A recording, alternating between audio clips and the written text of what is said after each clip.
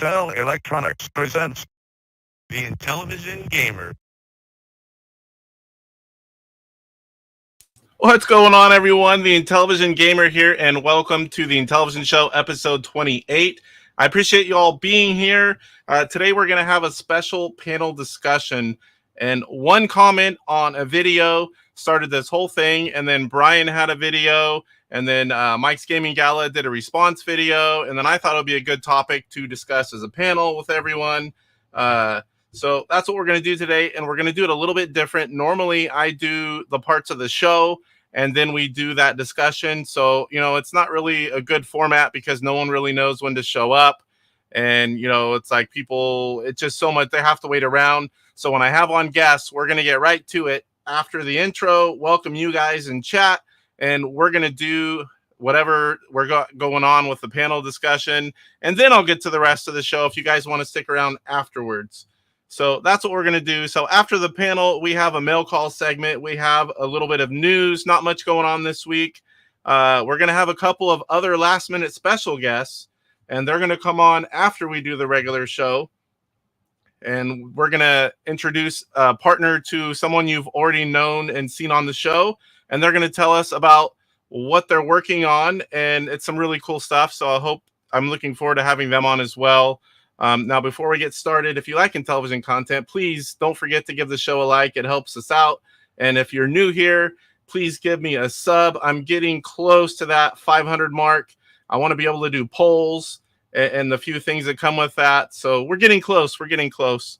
So, all right. So where am I? I just lost my spot here. You can also find me on Facebook, Instagram, and now Discord. We also have a channel email. It's all in the description. I actually did really well with the links. I have almost all the links already in the description for those of you that like to go look at them, including all the guests, the videos we're talking about, and everything's already populated because I'm usually pretty bad about doing it afterwards. All right, let's welcome everyone in the chat, and then we'll get started. Pierre, first one here. Welcome, Pierre. IR Geek, always good to see you as well. Tom Jarvis, Eric Lamb, are you in a flight far away or are you actually at home? I have to ask that every time because one never knows with you. Kurt Bradshaw, welcome, Kurt. Anime Bailey, good to see you as always. Harvey, you're on time. You're not supposed to show up until like somewhat into the show. I don't think I've ever seen you at the beginning of one. Michael, welcome. Michael, welcome. Chatting with him a little bit before the show. As Rick, what's up, Rick? Good to see you. And of course, there's Mike and Brian's Man Cave. Good to see you guys. Michael Hayes, you've got to be working. It's that time.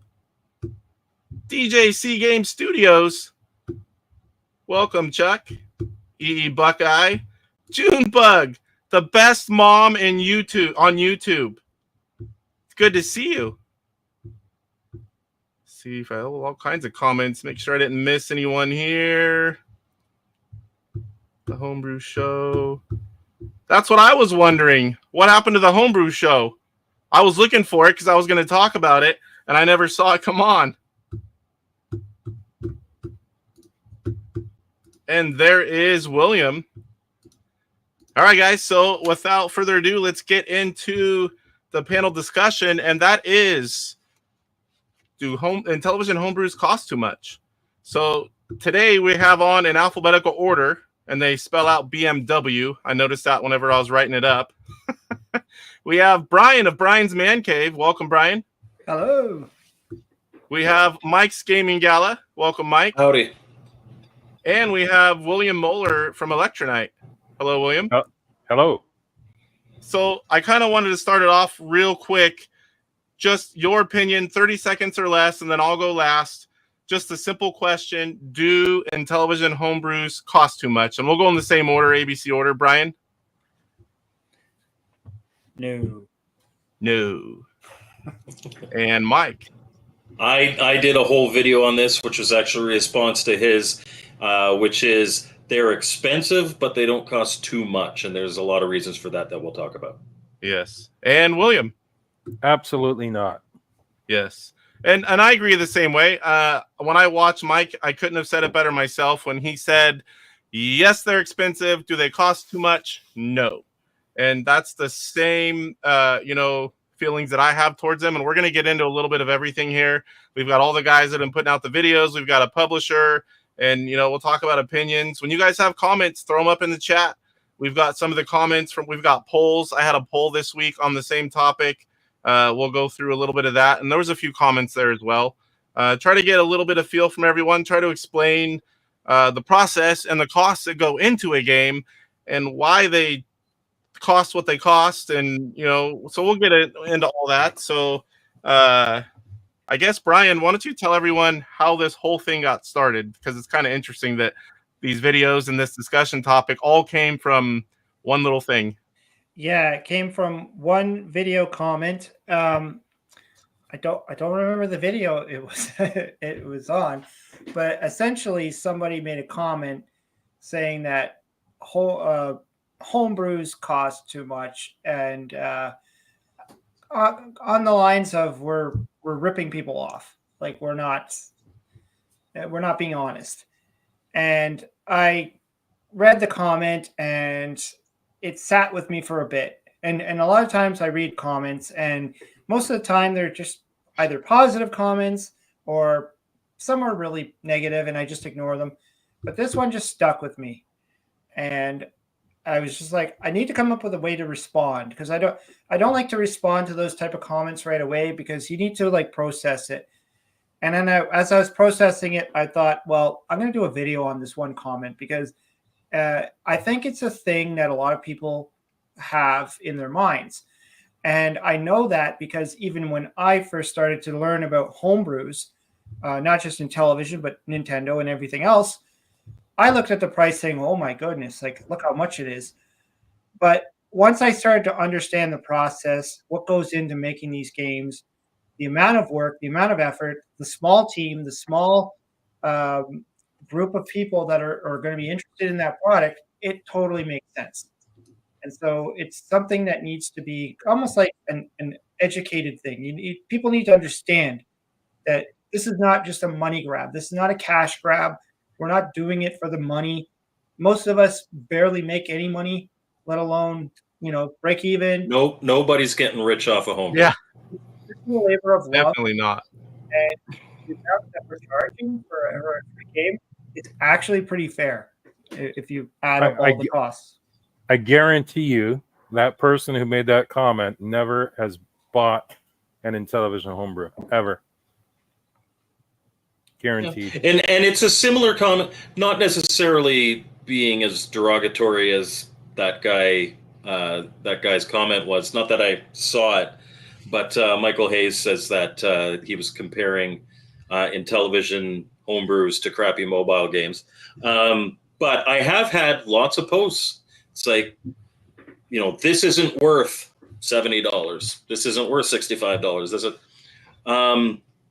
but Brian's right. It's a new game for the Intellivision is never going to stack up against Assassin's Creed, and yet it's the same price. So people look at that and they're like, "Well, what the hell?" But it's an economy of scale. Assassin's Creed is going to sell millions and millions and millions of copies. And therefore, and William, he mentioned just prior to the show that he's going to break some potential costs down for us. And you'll see, the publisher themselves doesn't start to make money, even with a cheaper homebrew, until they've sold X amount of copies. And generally, a lot of publishers struggle to even sell that much, the break-even point. Well, the thing is that these people are comparing a $5 Astro Smash that they get in on a garage sale, and they're looking at that compared to a $70 new game that someone came up with, and they expect. I had the same, because William, you're actually the person who introduced me to Intellivision Homebrew, and if I don't know if you'll recall, this was 12 years ago now, almost. Or no, about 10 years ago. But still, I had the same initial reaction when you mentioned how much your games cost. And it wasn't until I realized after what goes into it, what the costs are made. It's like, okay, that's that's a fair price for that product. When I started out, circuit boards, JLPs, cost $14 a board. That's a lot of money. Yeah. That's US, and and then you add the shell. And then the box, and then the overlays, and the manual, and the stickers, and then of course the programming cost. You're talking the shipping to get the cartridge, the shell, the taxes, and all the money to do that. You can pretty much consider that the cartridge is $20 break even to put that together. Just the cartridge right off the top. That means you have $50 of the $70 to pay for everything else. So, does anyone want to hear what it costs? Yeah, let me get one thing out first. I just wanted to get whenever you saw Mike, when you saw Brian's video, what inspired you? What did you feel like? I have to make a video on this. What made you put out the video? Yeah. Oh, I commented on it as well because I had received comments like that before, and I thought it was a really good idea. I'm not the type of person that deletes anything from my comments. I'm not the type of person that can't take criticism. I thought it was actually a really good idea that Brian had, and it allowed me to get kind of my thoughts of everything. Obviously, I'm not a publisher, but I've been a game tester for William for over a decade, and I certainly have contacts in that. So to be able to kind of share my thoughts on the topic was good. So I felt, I had to jump in there as well. Okay, now one more thing before we'll hand it over to William on this, but I tried to make a list of, and I talked to a few different publishers of all the possible costs, and maybe I'm missing something. Maybe sometimes some of these aren't used, but as most of us that just buy games, we don't think about a lot of these things. So I have the programming fees, the box, overlays, the manual, the cart, the boards, music, if you're having custom music, graphic design, the cart, the labels, the cart stickers. Having the equipment to program the boards is something that you have to. It's initial investment, or I think some people pay people to program the boards for them. If your games are shrink wrapped, the shrink wrap fee, whatever that costs, and having the machine, licensing fees on some of the games. Plus, you've got all the time. I mean, I've helped with this at PRGE, and we do it for free. It's all for fun, but somebody has to build all these and put them together and, go to the post office and ship them out. And somewhere in there has to be some profit, hopefully. I mean, so people want to keep doing these. At least you're not losing money. So I'm not sure if that's a complete list or if there's anything I'm missing. I will add people commenting, obviously not here, but people commenting on Facebook or on our videos, saying things like, well, they should be doing this all for the passion of the Intellivision. That's why. The amount of bloody time and investment, nobody gets rich off of homebrew, but honestly, I wish they would, because some of these games are absolutely fantastic, and we've got who I personally consider to be the gold standard of publishing right beside me here for Intellivision. Yeah, there's so many good games. I've played so many from multiple publishers, and there's some that are, but it's like I'm one of the crazy ones that gets not them all. Every single game is always going to be a winner. I get that, and we can talk about being respectful of people's money as to what publishers put on a cart if you want to, but the ones that are good, I wish they'd sell 500 copies. It just seems like lately the pool of people that buy it, no matter what, is dwindling, and it also seems like the pool of people buying them because they want to play them for Intellivision seems to be a little less. But I mean, no one's going to know that better than William. So why don't we hand it over to you, and you can tell us a little bit about the process. Well, when I first started, expenses were pretty high. I wanted to be professional. I didn't want to be homebrew. And that got a few people's backs up. They started attacking me over it, believe it or not. So I never say that I'm not homebrew anymore. But, when you license a game, one of my licenses actually cost $5,000 before I even did a thing. Before I absolutely did a thing, paid a programmer or whatever.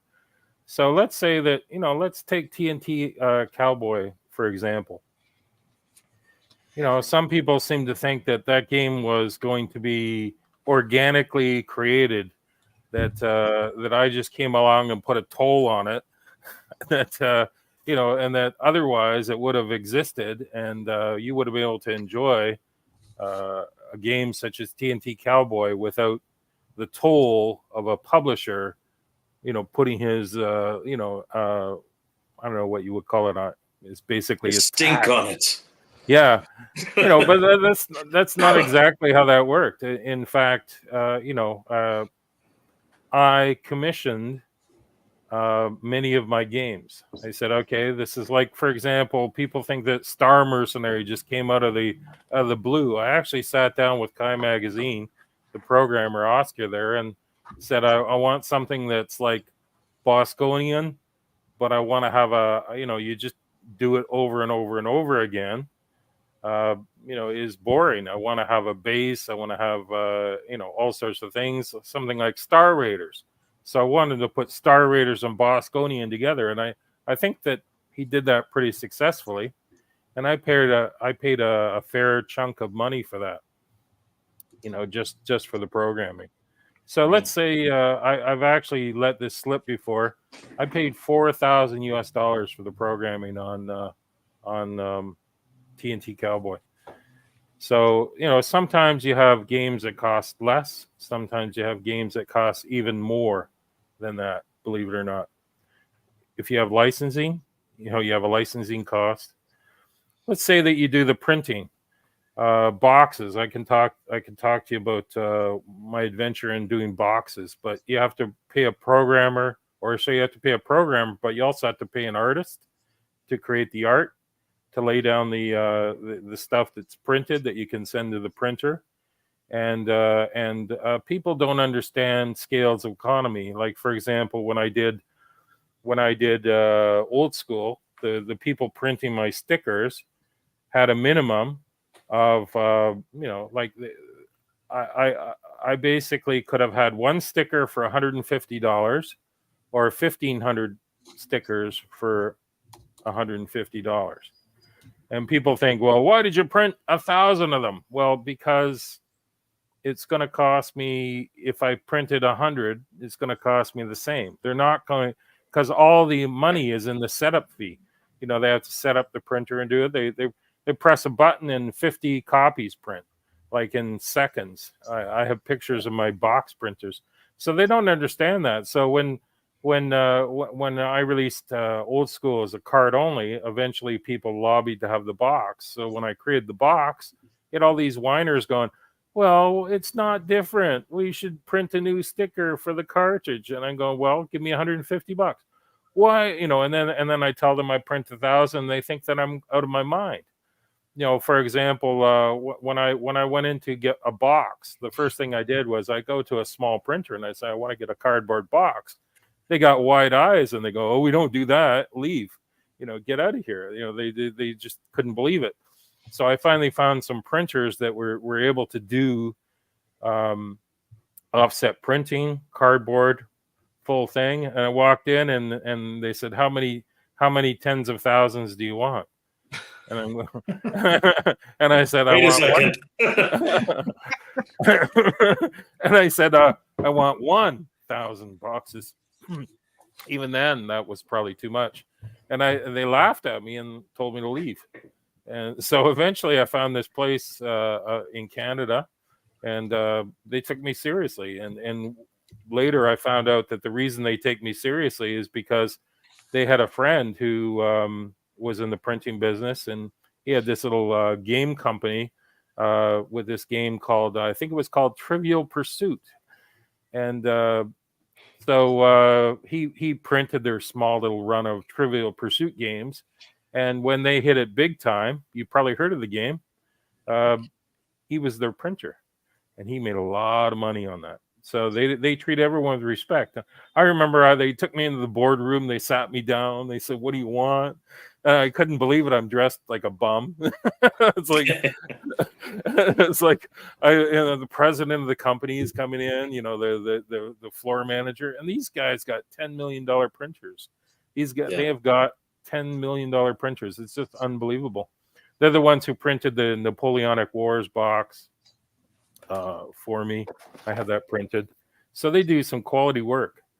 But generally, it's not cheap. I mean, when I first started doing it, I found out that I had to have what they call a 3-up die. So you have to print 3 boxes at a time. So if you only have one design, that means you have 3 boxes on each sheet with a $500 minimum. That's a $1,500 minimum right there. And they're charging you're looking at like $7,000 back when I first started. $7,000 to print 500 minimum. And you know how much if I printed 1,000? It was $100 more. What would you do? We'd print 1,000 boxes. More. Casey can tell you. He's got all my boxes. Hey, I've got a fair amount of boxes here too. Crates and crates and crates full. We scatter them all over the world. That's how big Elektronite is.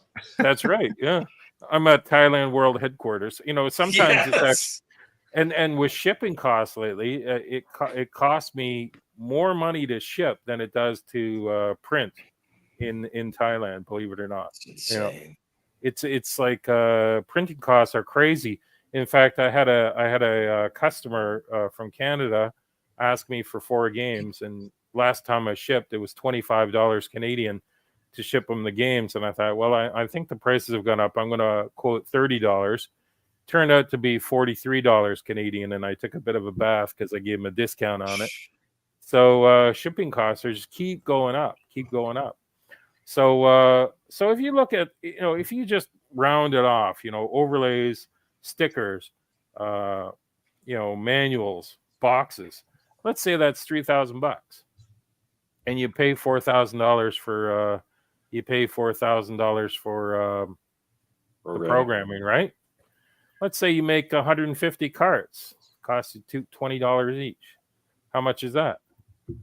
Oh, that's $3,000. We got $10,000 there. $10,000 American to make a new game.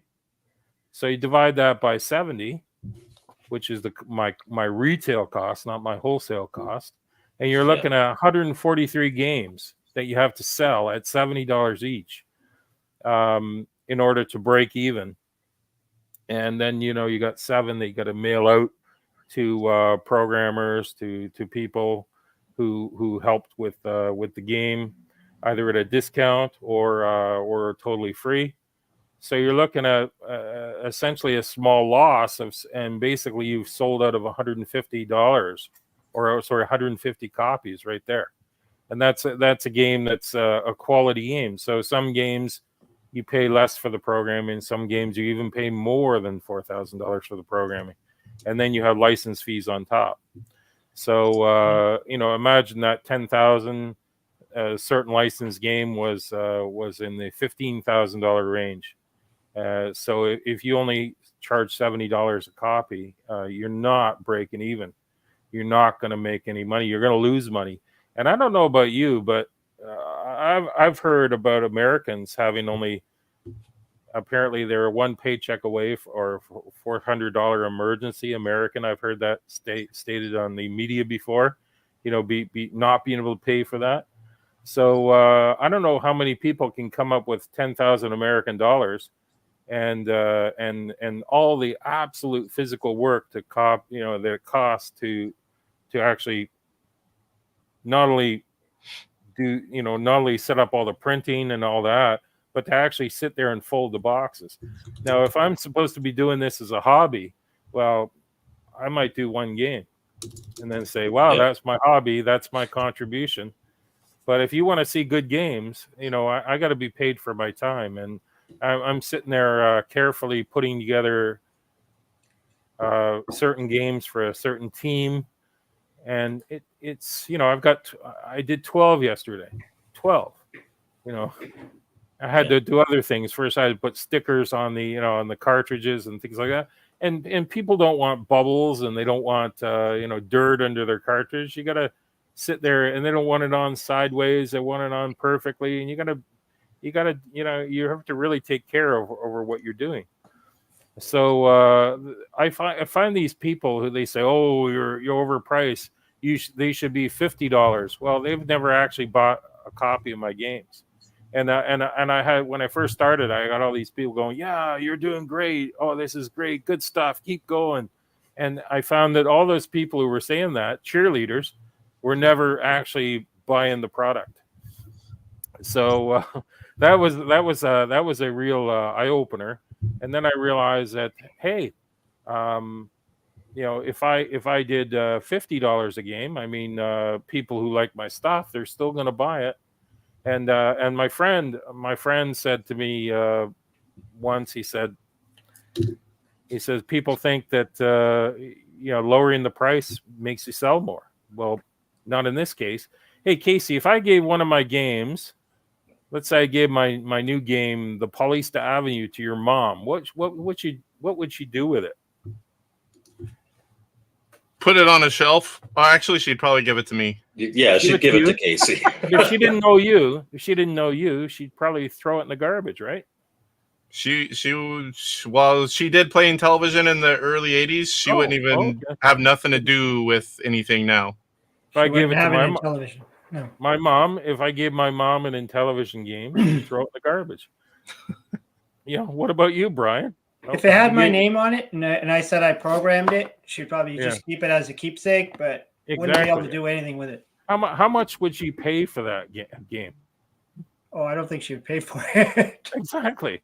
Yeah. So I mean, the people who want, and a friend of mine, he said to me, he says, "You see that T-shirt?" He said, "I want that T-shirt, and it's expensive. Do you want it?" No, I had no connection to that T-shirt. So you either want it or you don't. There's and if it's priced reasonably, not insanely, you're going to sell that copy. So the people that I charge $70 a game for are the people who want my games, and these people are whining and complaining and trying to convince the people who do buy my stuff that they are being ripped off. Are, first of all, they're wrong. And secondly, their motivations, I think, are basically to just mess things up. They like to burn things down. So I don't. His mom would buy it, eBay it. Jet Screamer has a smart mom. So that's basically. And when I started, there was no flooding of the market with crap. So every game that came out was very anticipated. And I would milk, I'd say, "Oh, we're working on Defender of the Crown, coming soon." 5 years later, Yeah, they were a lot fewer and farther between back then. Exactly. I have one question on that topic. So you've been around a long time. When you first started doing it, and they were like that, where they were more anticipated, and they were fewer and farther between. Copies sold in the old days versus copies sold now. How has that changed? Well, back then, the collectors would buy one copy to play, one copy to collect. They put one on the shelf, and they'd buy. So I typically had people buying 2 copies at a time. Shipping was lower cost. I haven't changed my prices. So a lot of people who bought those games, unfortunately, I think are a bit OCD. So what happened was when they started bringing out games, like when I started, I said I want to fake it till I make it, and everyone called me insane. They said, "Oh, you're an idiot. You think you can do homebrew as a job. You're out of your mind." And then other people at the same time were saying, "He's making money hand over fist." Well, neither were true. Yes, I could actually do it as a job, and no, I wasn't making money hand over fist. but they all seemed to want a piece of the pie. So I got competitors, and they started producing anything and everything and putting crap on carts. And as more of the crap came out, more of the shovelware came out, the OCD people couldn't keep up, and they absolutely quit. So I lost a lot of those people who had to have everything. So used to be that I could count on about 100 to 120 people who had to have everything, and some of those people were buying double copies of that, and now it's about 50. And I was absolutely because that was at a time when you were getting between 5 and 10 games a year. You can keep up with that if you're buying everything. You can't keep up with 30 games a year unless you're Casey. Well, Casey goes and works a lot of overtime when that happens, and Casey doesn't do it all the time either anymore. So my favorite games, like certain games for me or something I have a history with, I'll buy a second one. But I'm down to one on most of the items unless it's something unique and rare. Or good for you. I'm proud of you, Casey. It's the only way to keep up, like we talked about. It is. I can't afford even to get one of each nowadays. So I pick my battles, and I do look for the ones that honestly are going to make the good reviews. So what falls by the wayside? Ports and hacks. So for me, as anyone who collects and gets into it later knows, it is way cheaper to buy them all at regular cost than to decide you want it later and have to find it on eBay or from a collector, and they go way up. That is one big benefit of homebrew, is that it does maintain its value. There are a few publishers that do it right. Elektronite is one of them. Intellivision Collector, Homebrew Inc., where they sell it's not a limited run. It's not a one-time only. It's consistently in their stores. Yeah, or C-Mart. Crap on a cart. That sounds like a good game. But that is not the norm for everybody. There is Tron Anthology. It's on my desk. Intellivision Revolution, Intelligent Vision game. You can get the ROMs on his site. And this was actually chosen by the members of my channel. That's going to be this week's review. Or Intellivision, fantastic game. Good luck finding it. You're going to spend a buttload on eBay because you didn't get it when it first came out. I don't like that. I really like the fact that William and Luke at Intellivision Collector and General Ports with Homebrew Inc. make these available all the time. If you think homebrews at retail price are too expensive, you just wait till you see the aftermarket on homebrews that you can't get anymore. Especially years later. Well, Tim Neighbor, contacted Carl Moeller Jr. to do D2K Arcade Special Edition. Now, I don't think a lot of people know that D2 Arcade was based on. There's some people are absolutely confused. I think DK Arcade and D2K Arcade are the same game. It's not. So what happened was there was a hack of Donkey Kong on the internet by a guy named Jeff Kolzicki, I think, and he created these new screens based on Donkey Kong, and he called it D2K, and it was an arcade machine. So when Carl first came up with it, he said, okay, well, 2 of those screens I'm going to take, and I'm going to convert them to the Intellivision, but those other 2 are too difficult, so I'm just going to make my own. So he basically made a D2K Arcade. And we stupidly decided to put as a bonus DK Arcade into the game as the second game. And we eventually released it on card alone and had the Japanese version. You want to say something, Brian? Nope. He's just showing it off. Just showing it off. So the standalone version had the Japanese order, and the American order is the second game. and it also had voice, and there were bug fixes, and it was just a much superior game.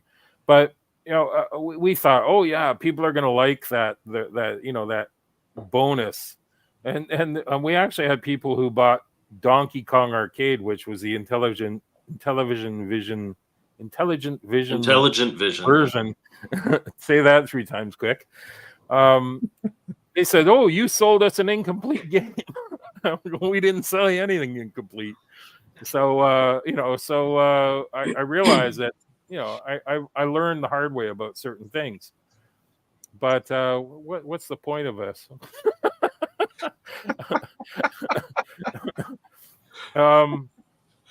Yeah. Oh, getting old sucks. Well, we were talking. I was talking about aftermarket prices. Oh yeah. So buying it later on. That's right. I remember what I'm talking about now. Sorry. So Tim Neighbor decided to come up with to create D2K, the actual arcade version. So I don't know if you see how high can you get. They have in the Donkey Kong, you have the stacked gorillas. Well, in the D2K arcade, or the D2K arcade hack, he's actually on pulleys, and they pulley him up. So that's kind of interesting. So what he did was he said, okay, I want you to go back. I want you to make it exactly like D2K, like the arcade hack. And I want to have a high score and all this other stuff. And we're going to make D2K the original with the Intellivision screens as the game too. And because Carl was suffering from a lot of pain, I don't know if you knew this, but he programmed that game with voice. Do you know he programmed D2K with voice? You told me that a while back, yes. Yeah, because which is crazy. He can't type. And you know why he hasn't produced anything? Because his voice thing broke with Windows 10. So he's basically been knocked out of being able to program with his voice. So anyway, he was paid a lot of money to do this upgrade. So naturally, it was going to be limited to 200 copies, and you've seen these prices here. So the price for it was $100, and people lost their minds. They lost their literal minds over it. And at the same time, used copies of D2K, which were in short supply, were selling for $150 US on eBay. So what happened was Tim eventually quit. That's how Casey got all my boxes, because Tim had when I moved overseas, when I printed boxes, I shipped all my boxes to Tim in California. So he had all of these boxes in his house. So he just absolutely up and quit on me, and so I ended up inheriting all the D2K special edition stuff. And on my way up to Portland in 2019, Joe Zed stopped. We stopped at Tim's Tim's house, and we filled the car full of stuff. So I built a bunch of D2K special editions, and I blew them out at like $70, even less for for wholesale copies. And people didn't have any idea what they had. And now I have 20 serial numbers left that I can build 20 more copies. And you think I'm going to sell them for $100 each? You're out of your mind. They're going for $200 or more. and why? Because that's what they're worth. So that's the power of limited editions, right? So do I do that? No. And I end up paying for it in a lot of ways, because people know that they can get my games anytime they want. So they say, oh, I'm going to buy this, I'm going to buy this limited edition Harvey Decline cartridge called Crap on a Cart. There's only 50 made, so I got to get one because I'm OCD. The title like that, you have to pick that up. You got to have Crap on a Cart. Sadly, I would. So, so all it is a title screen of a poop emoji. So, unfortunately, people, they put off buying my stuff and actually, caused me some troubles. But I've gotten around that because I've sold almost $1,000 or 1,000 copies of D2K over the last decade. I lost count, but I know it's up there past 500 copies. So it is possible to sell a lot more than 100 copies. I know that almost 1,000 LTO Flash sold, but some people view them as some sort of strange. They view them as some sort of strange collectible cart that they put on their shelf and don't even use. Yeah, there's Not looking at you, Casey. there are two ways that people address that income issue, and the one is to try to make something that anybody who plays Intellivision is going to want to buy. That is the hard route, but it's the better route because hopefully you'll sell more. It's better for the community. The other route is to try to cut costs. And where is the first place that you can cut costs and potentially, at least at the outside, not have people notice? It's with the programming. You put cheaper things on carts, but then that cart, because regardless, it costs what it costs to make a physical game. I think at that point is when you're not being respectful of people's money with what you're putting on a cartridge. There is plenty of space in the homebrew community for people to sell ROMs. Intelligent Vision does it on intellivision.us. Brian's Man Cave has ROMs of a bunch of his games, which are solid ports, but maybe not worth a $70 investment. So you hop on to Brian's Man Cave, you pay your $10, $15. I don't know what you sell them for. And then you could play the game on your LTO Flash or your Backbit or whatever. There is a definite market, and there's a yearning for more of that. So if you're going to put something like, with the size of the Intellivision community, particularly the Intellivision homebrew community, if something's on a cart, it should be special, in my opinion. It should be something that a lot, like, value has been put in there because it is so expensive to purchase. It is not too expensive, but it is expensive. Yeah, like I was thinking too, like, well, for the flash cart, for the LTO flash cart, I remember when I first learned about it and I saw the price, and I almost didn't want to justify it because at that time I wasn't into homebrews, and I pretty much own all the original Intellivision games that I like. And I thought, what's the point of the flash cart? Mm-hmm. And then when I saw the price of it, I was like, wow, that's really high. And it wasn't until I started programming myself that I realized, oh, I need one. And luckily, I saw the ad pop up on Facebook. William put it up there selling the flash carts. And I knew they were rare at that point. No, you didn't. You told me, "Oh, I'll buy one later," and I go, "Yeah, you don't understand. You don't understand. You know, you better get one now." Yeah, you know, William corrected me when he said that, so I knew. I'm like, "Oh crap, I better get one now," and I jumped on it. And the other thing I was going to say is with the Intellivision community is that when you're going to make a game, people are going to expect all of it. They're going to expect the box, they're going to expect the manual and the overlays. They don't just want a cartridge. And like one of the things I noted here was for the Atari, for instance, Champ Games.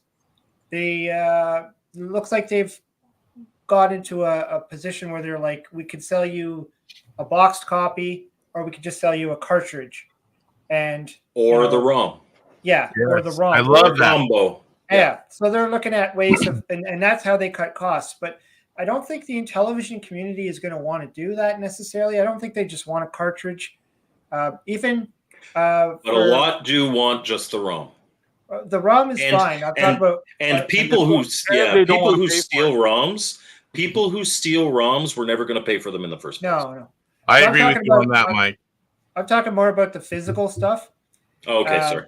Yeah, like the physical. Like nobody's just going to want to buy a cartridge. They want to buy like the whole Ghostbusters Ultimate Edition. When that was originally being sold, we were told that we're going to get the cartridge, and then if enough of them were sold, then we could add a little bit more and get the box and the overlays and all. And I think that that's what the Intellivision community wants. They want all that stuff. And when I was I just recently made a game for the YouTuber John Hancock, the immortal John Hancock, his Block'em Sock'em game. Originally, it was created on the Sega Genesis.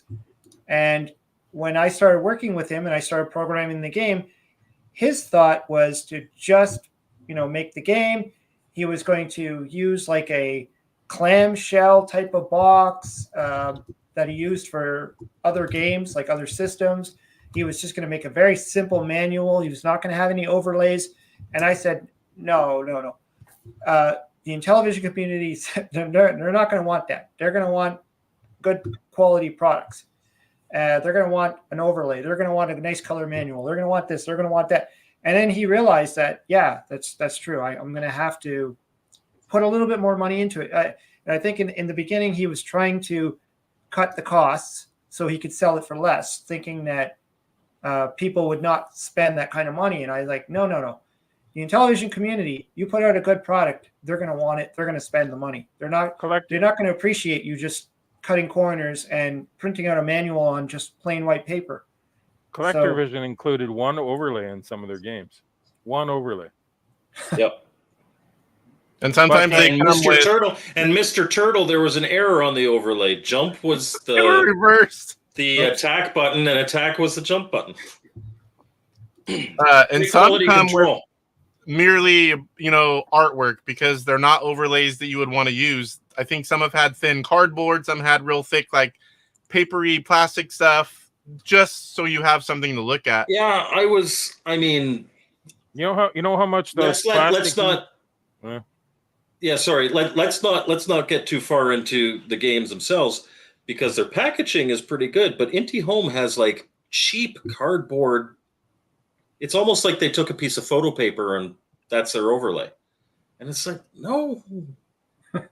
Well, especially if you're using them. There is one person who does handmade ones, and they're pretty good, but they're $1 each. $1 each. I decided that's too much for me, and I tried to get some overlays printed, and unfortunately, nobody seems to be able to do a Mattel type overlay without them curling up, without problems or expenses. So right now, what's included with TNT Cowboy, those were done by the handmade ones. These are premium, but they're $1 each. That's too much. Sorry. So you gotta cut the costs on that. Roger Matthews overlays can do them. Oh yeah, I have some of his. I have a couple things that I want to show because I know we're maybe like 10 minutes or so left of the discussion here, but I wanted to show there was a poll that went with this week, so let me add it in here. So this is the one I did, and I simply put our homebrew games underpriced, about what they should cost, or overpriced. And let me move over here. So we had 63% say about what they should cost. So and again, this is from Intellivision group, so a lot of lists already know what they cost. 36% said they're overpriced, 1% underpriced. I mean, this was, a lot of people. Yeah, who said underpriced? I mean, there it goes. Yeah, maybe it was me. I don't know. I'm just I'll bring that up in a second. So there's lots of names and people in the community that are in here. Actually, they are underpriced. Yes, but I'm just surprised that somebody in a poll would say that. Yeah. And that, technically, I think they are, with knowing everything that goes into them, and they really are. And there's another fact I don't know if anyone already touched on, is the fact that, you've talked about it before, but I don't know if we talked about it here. These games have cost the same for many, many years, while the cost of regardless of inflation and things to make them keep rising. So technically, they've gotten cheaper. Got some bad news, guys. Paulista Avenue is going to be $75. Whatever. Start saving that extra $5 now, guys. Paulista Avenue is a fantastic game. It's going to be hard, but it's a learning curve. But it's a fantastic game. the other thing was a lot of the publishers do charge about the same. So it's not like it's just certain people that are doing it. It's like it's pretty much a ballpark range for everyone, and nobody should. Whenever everyone's the same, it's probably where it should be. One other topic I wanted to touch on before we run out of time. We have a lot of people that will say, just give us the ROM. Well, I mean, with everything that goes into a game, you sell a ROM for what, $10, maybe $15. There's not enough copies of ROMs that sell to, let it be profitable to actually put out a game. Am I wrong, William? $30, 30 sales usually. So whatever What you I charge do for the ROM. like, what I do like, and I do this with Champ Games, is they have, their ROM is $20, but if you buy a physical copy, you can add a ROM to it for 10. I love that. I like that a lot, because then, because especially on my channel, I always show the packaging. I show physical stuff, but then I could capture all my footage nice with the ROM. It puts the game in the best light. It makes my video look better, and it's easier to do. So I really like that. Obviously, and I know Elektronite has been hurt with ROM issues in the past, but for those of you like Intellivision Collector does it, I do like that option, and I think that is something that is going to be a big part of the future of Intellivision Homebrew, bigger and bigger as we go on. I wish I had the ROM for this. Yeah, but you know me, I love my physical stuff. No, I'm a physical in the box guy too, but that how Luke does that package, anytime they offer it, I'll buy both. I love, especially being a YouTuber, getting all the artwork, the manual, the overlays, the box front and back. I absolutely love those ROM packages. Even whenever he sends me games so I can play them before they're out, and I go buy the game, I buy the ROM package again, because I already have them, but that's not right. I mean, I didn't pay for those. So I'll buy the ROM package just so I can have all that artwork. I just love that option. And I totally agree that the people that do all the pirating aren't customers. They're just people that are going to do that stuff anyway. I don't think there's people in the community that will be like, I've never got a ROM and just start sending it to people. It's like, I would never do that. I don't think there are some, but the people who will play that, even if you get sent a ROM, it's like, oh, here's Defender of the Crown. I wouldn't play that if I hadn't paid for it. If it was available to buy the ROM, I would buy the ROM. That's the way I am. I know that's the way that a lot of people are. There are some people who won't, but again, they weren't people who were going to buy the ROM in the first place. Yeah. Well, now, have I ever played things I didn't have in ROM form? Yes, I have. On Intellivision, I don't think I have. Maybe it's because I'm in the community. I know a lot of the people. I respect it all. It's a small community. But how many of us haven't played MAME and, all the games that are in there? It's like, I'm guilty. I've done it. I mean, but seriously, though, I've never played MAME. I know you. That's how I win a contest, because you weren't able to. You've never played an arcade game that was just released this year, and and some have paid thousands of dollars to have it made. All those games were made years ago. That's just like the difference between pirating Triple Challenge and pirating DK Arcade. I mean, you're hurting. If you copy the ROM, you're basically taking money out of the mouth of out of the hands of a guy who basically programmed it with his voice. I mean, he does not have a great way to make money, and it's unfortunate. Yeah, there is a difference between pirating a game that the original publisher and all that, they're never going to make a cent off it ever again, and publishing something and pirating something that is current. Like a 40-year-old game.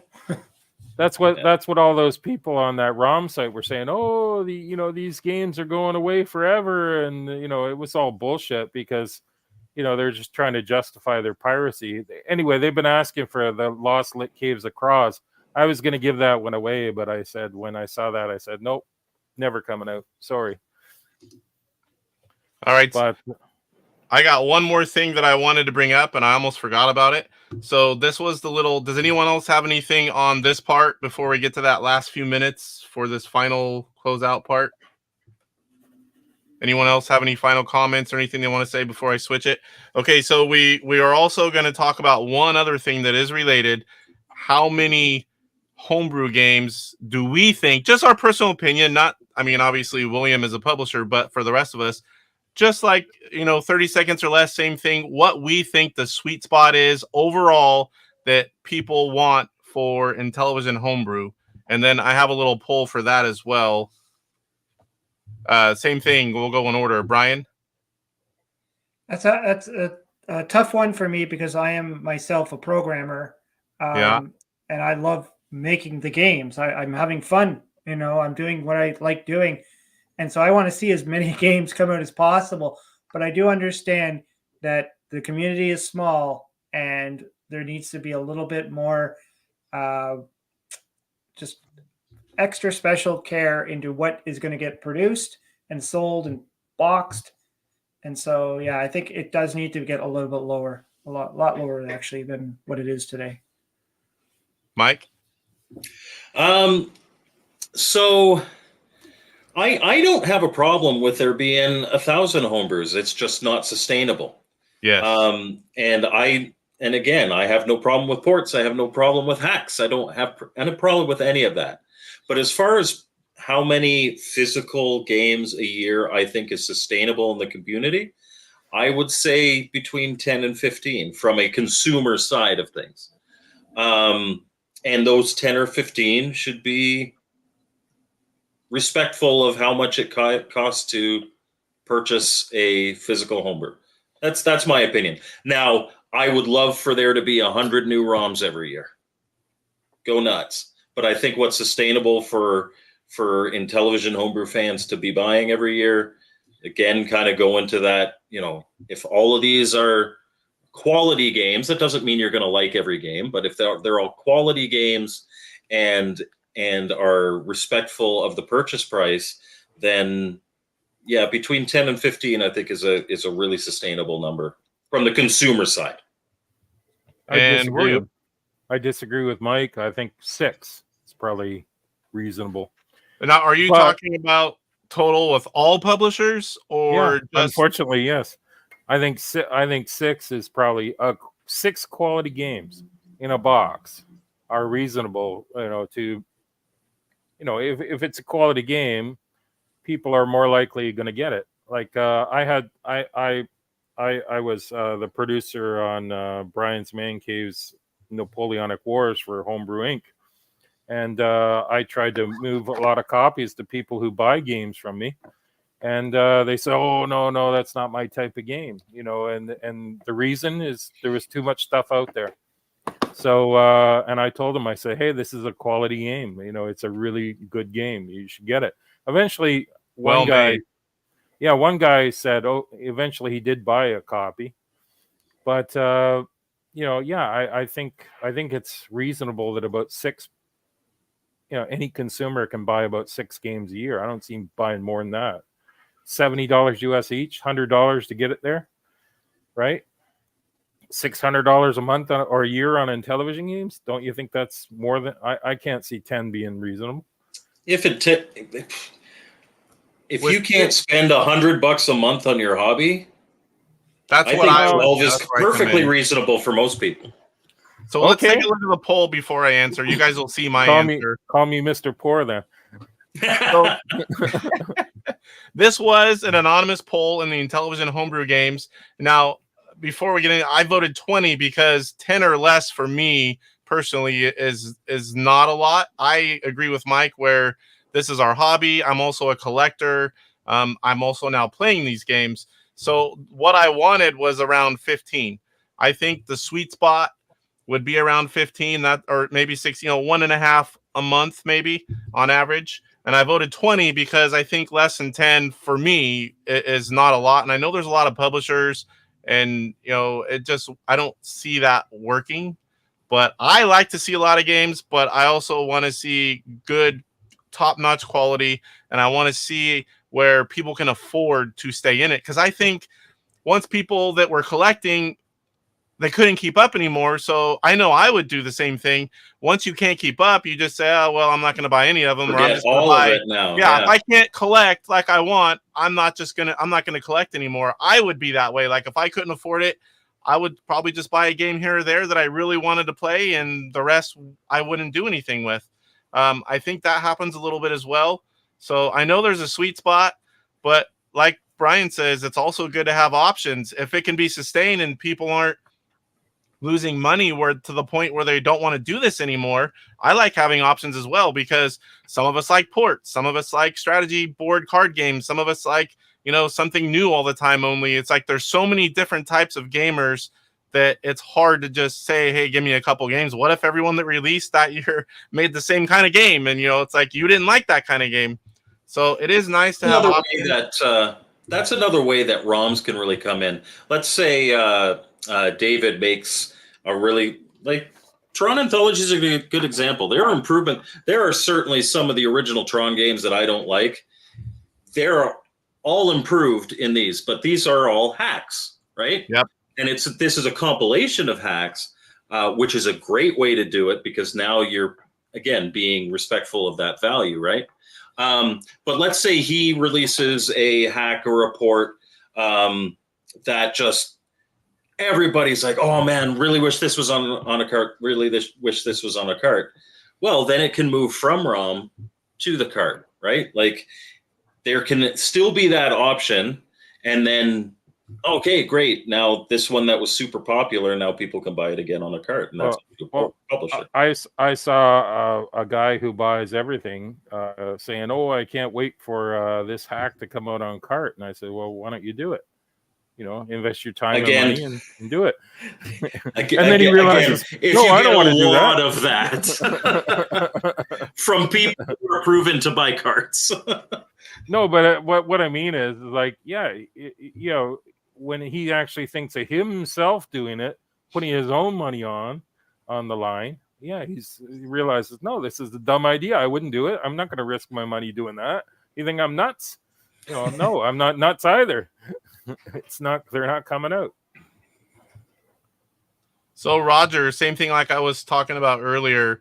He's saying 6 to 8. The homebrew boom a couple of years ago changed my collecting. Couldn't afford everything, so because I'm all or nothing, I dropped out. And now we collect something different.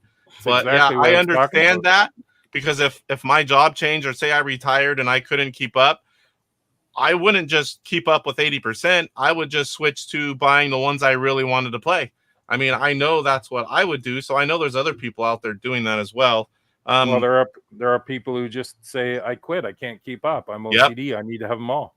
Yep. And I am that. But I mean, if I couldn't afford it, it's different. I wouldn't not buy any, but I wouldn't try to keep up anymore. I just wouldn't. One last thing. So what do we think can be improved? Like if we have just high quality games coming out a little bit less so people can keep up. The ROM packages, I know a lot of us really like those. What about games that shouldn't quite be? And then again, this is our opinion. It's subjective. Everyone has different opinions. But say there's really good games, but they're not really like top notch, like what we expect, for a complete in box, really good game that's going to sell. Aren't the costs a lot cheaper to, okay, let's make that a ROM only and let's sell some ROMs and get people used to that and buying again? Is that something that could potentially work? Or is it still so few people buying it? It's almost like we would have to build that community again that's playing ROMs.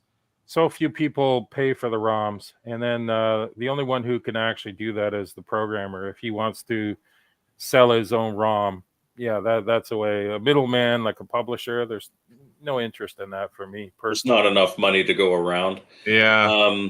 But because that happens a lot in the Atari homebrew community, which I think is a little healthier anyway, where a lot of the programmers self-publish.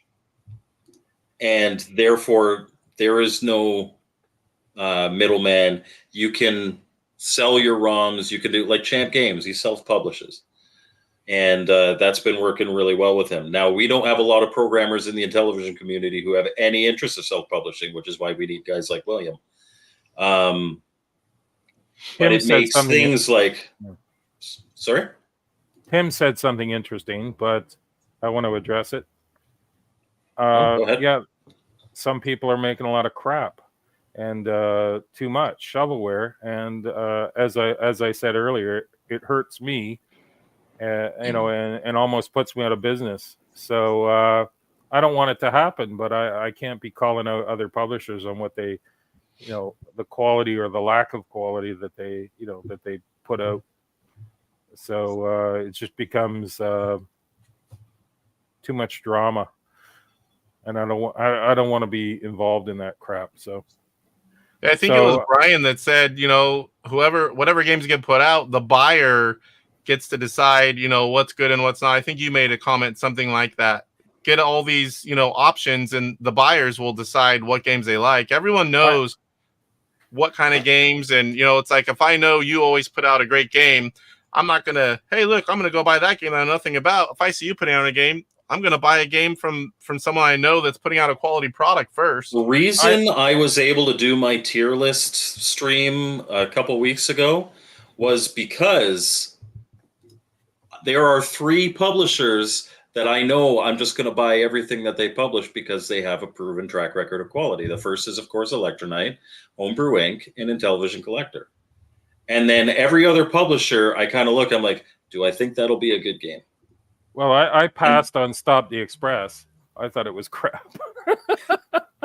And you know what? I wasn't a big fan of the game, but I could respect that it was well made, and it turned out to be a decent seller. I can't believe it sold so well. And now the other thing I'll say is shows like this one, like Brian's, like mine, like Papa Pete's, those are also important too, because whether you're critical of the game you're showing or not, you're showing the game. And I think a big thing is that consumers need to be informed with what they're buying. Awareness. It can't just be like, it can't just be like, oh, I think that looks good because it's got cool box art, I'll buy it. Well, I can. That fooled me with Mr. Turtle, and I can say that I think that a lot of the exposure the Elektronite games are getting on various YouTube channels, the fact that they're being distributed by Good Deal Games, Intellivision Collector, the Brewing Academy, and the Blue Sky Rangers, plus myself, really helps. And some of these people are selling out of copies, and I'm actually having a hard time keeping wholesale copies into other distributors. So I think that some people think that there's only 100 sales, that's it, and that you know, and that if I sell wholesale to say Mike, you know, in order to resell it, that when he sells his copy, that he's taken a sale away from me. If I believe that, I would just quit right now. I really think there's more potential out there. It's distribution and awareness of games. Also, that's another reason why I'm not talking about the Polysta Avenue Redux very much. Everyone wanted videos, YouTube. No, when it's close to release, then we're going to show it. So I think that you know, we don't want to say, oh yeah, that game came out 6 months ago or a year ago. No, it didn't. You know, it's brand new. Yeah. So I think we have to make people aware, get them interested, but you know, there are issues with getting the numbers back up to where they need to be, which is 150 plus sales for each publisher. Otherwise, people are going to be dropping out, and I kind of welcome some people dropping out. Sorry. So do we have any final comments? I have one final thing I'd like to say before we're done with the panel discussion. I know some of us are on time constraints, but if you guys have any final comments or final things you want to talk about, and then I'll close it out. My final comment is the people whining about price do not buy. They are just trying to convince the people who do buy the games that they're being ripped off, and they're just party poopers. My final comment kind of be the same as my first one. Are they expensive? Yes. Are they overpriced? No. Yep. There are. I am working on some stuff with some people that will hopefully help people make even more informed choices and voice what they think of things. But you know, with how busy I am, that's probably 6 months down the road. But we'll, you know, there are people who are passionate about the community that are working on things. All right. So what I wanted to say is thank you all for coming on, and thank you, Brian, for starting all of this with your video based on that comment, and thank you, Mike and William. You know, I appreciate you all coming on and making the time. Another thing I wanted to say is I appreciate all the people, and 3 of us out of this 4 are some of the people I'm talking about. Guys that program, guys that help lend voices. I'm playing Star Mercenary, and Mike's telling me what to do. I wasn't the voice in Star Oh, you Mercenary. were? No. It was Oh my AI. gosh, I thought that was you as well. So No, I know I that's have not several me. games where you're on there, but you know, Mike's I'm talking. in Star 3. Mercenary voice was AI. Oh, it's AI AI. voice. I thought I would have swore that was you. I appreciate the publishers. You know, whether you're good, bad, you're trying. It's a love of the hobby, love for Intellivision. I support fully anyone who does, as long as I'm able to. But I really do appreciate all the effort that goes into all these games. And like we stated earlier, Mike, nobody's getting rich off of selling Intellivision homebrews. People do it because they love it, because they want to do it. And, you know, we need to support everyone involved the best we can so they keep making these games and we keep this community alive and going. I know I do my part. I try. And now I'm doing the YouTube thing. There's only a few of us. And, you know, being able to bring awareness and shows like this, hopefully, you know, even if only, you know, a few more people, wow, I didn't even realize everything that went into making a game. It's like suddenly they're maybe get a few that they weren't before because they thought they're expensive. So I like bringing awareness. And, you know, I just hope we keep going. And I love the Intellivision community. After all these years, we're still putting out, buying, and playing new games. And it's amazing because a few decades ago, you never would have guessed that all this would be going on, and it still is. So, all right, guys, I thank you so much for coming on. Thanks for having us. And I'm sure thank all of you. you are going to be on again at some point, individually or as a collab. So I appreciate it, and we'll see you guys soon. Thanks, everyone. Bye-bye. Later. All right. So originally, and again, I want to thank everyone that was on the panel. I always appreciate everyone's time when they take time out of their day and come on. I want to do the rest of the show. Oh, we're not done, June. We're not done. Usually I do the show first, but I've got a new format where I want to bring on the guests because before we're like, well, I don't really know how long everything's going to take. Some days I have 4 packages, some days none, some days I have 25. I don't know. So, you know, instead of guessing and keeping everyone waiting, I'm going to bring on the panel or the, you know, the guests right away. And then I'll go in. If you guys want to stick around and see the other parts of the show, that's fine by me. But we had a last minute addition, and I'm going to go ahead and bring them on. They're back here waiting. I can see them. We're going to bring them on and do another quick little interview, and then I'm going to get to the rest of the show. So again, we're about an hour 13 in. We'll do a quick interview on this one. It'll still be a shorter show. That's my goal. Quality over quantity. I'm, you know, trying to bring these shows down from 3+ hours to an hour and a half to 2 hours tops, and trying to maybe break it up a little bit. So we're going to go ahead and welcome, oh my gosh, and I forgot your partner's name. I know you told me, but I think I've only heard it once. So we'll let them introduce themselves. This is going to be 8-Bit Widgets. Welcome, welcome. Hey. So how are you guys doing this evening? Doing great. I'm Russell, Caleb's long friend from actually met in junior high and friends through high school and kept in touch. And Caleb came down here to Albuquerque, New Mexico. We've been doing a lot of different fun things. Today we went out to Meow Wolf and oh my gosh, that place is crazy. I had no idea what we were getting ourselves into. So it was amazing though. So Caleb's in a different time zone. Usually he's up pretty late when my show's on by the end of it. So he's only about an hour from my time zone, not too far away. And I got to say two things. I like your shirt and I like that machine in the back next to Caleb. They made this themselves. He made it with his son. Yeah, that's our baby. Nice.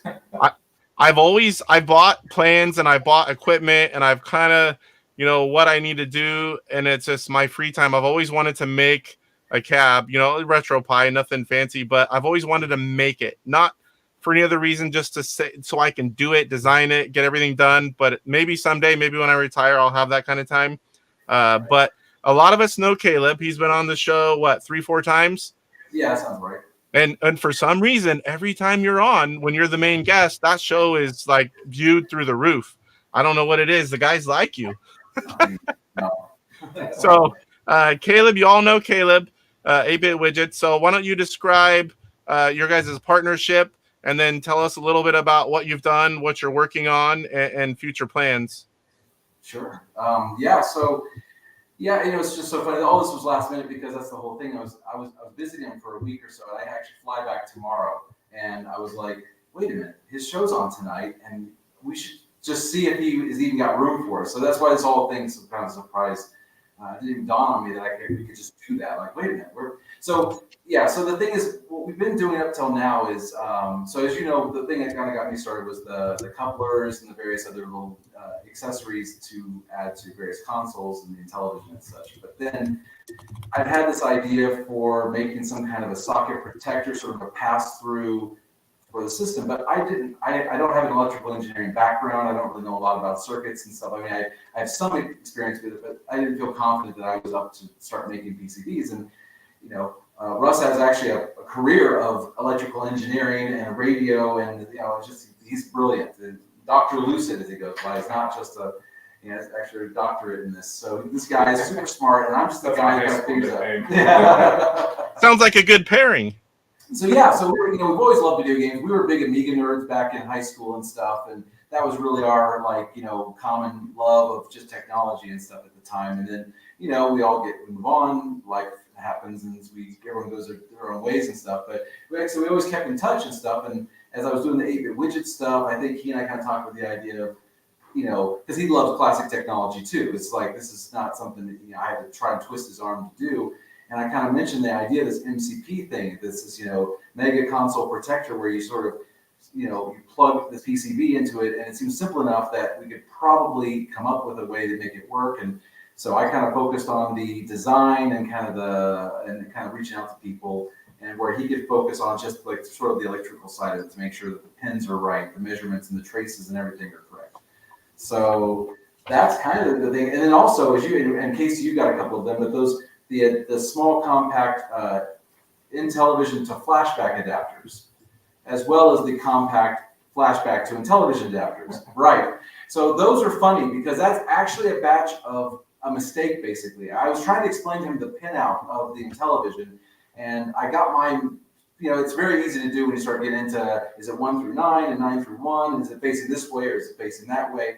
And so, and the first batch was bad. It wouldn't work. I was like, darn it. And then I thought, wait a minute, maybe I'll just, I was kind of tinkering with it a little bit, and I was able to figure out that if I flipped them around a little bit, one above the other, I could get it to fit into the flashback, and that could become dedicated to that one. And then eventually he sent me another batch of correct ones, which I then turned into the ones that work with like the Sears and Intellivision 2. So those circuitry, all the boards, that's his work. And I just basically focus on the assembly and creating the enclosure that goes around it. So that's been basically kind of the way we kind of divide things. He sort of focuses on the electrical aspect, and then I focus on kind of like the design and a little bit of the, the final product, so to speak. And it's great to have a partner, especially whenever your guys' skill sets complement each other. And it's another thing, you can bounce ideas off each other. Oh, sure. It's always better to have a partner or a group than, be by yourself. It makes it a lot more fun, too, in my opinion. Yeah, it's been interesting. We actually were working on an MCP for the Nintendo, the NES system. And, of course, it's tricky because of the way the whole front loader interface is. It makes it much more complicated than, like, the Intellivision and such. And you said the first one didn't work out the way you guys had thought, and you were right. We were learning this. So we have a ribbon. Basically, the original idea was to have a kind of like a cartridge that would insert, and then it would actually sit on top of a little dock that would have a new port dedicated to all your cartridges. That would take all the wear and tear of all the in and out. But what we learned actually through this is that the signal wasn't reaching. It was basically not strong enough to reach across the ribbon to the destination. But we did discover that if we clipped a little bit shorter, eventually the signal got strong enough that it would actually work. But then that's such a short ribbon, we have to really rethink how we're going to do it now. So we have a new iteration that we're going to be working on. Yeah, this original circuit was just kind of an experiment to see, hey, can we just do something simple and have a good signal integrity? We were spooked earlier by something that wasn't signal integrity on the Atari 2600. Well, it was signal integrity, but not because of length. Right. And so looks like we're going to have to do a little bit of extra things possibly to make it so that the length can be as long as we would like, but we're still probably not going to be able to do the original design concept.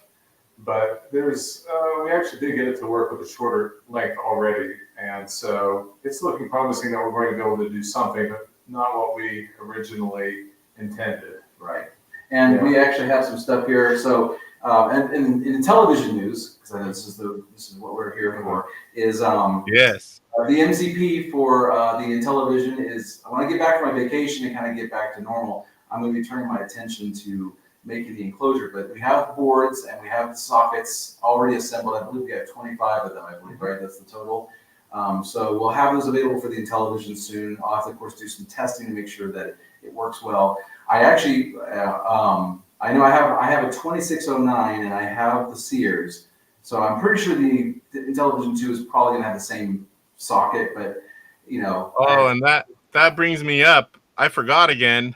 It's okay. Well, I've been out of town for the last 2 weeks. We can kill two birds with one stone. I will get to that for your thing you want to make, and so you can test it on there. It's on the top of my to-do list on my phone. Awesome. And just recently, whenever we started chatting, I'm like, oh my gosh, I forgot again. So I am going to get that this week. I have days available where I have nothing going on. I have nothing except Thursday Golf League for Chip Shot.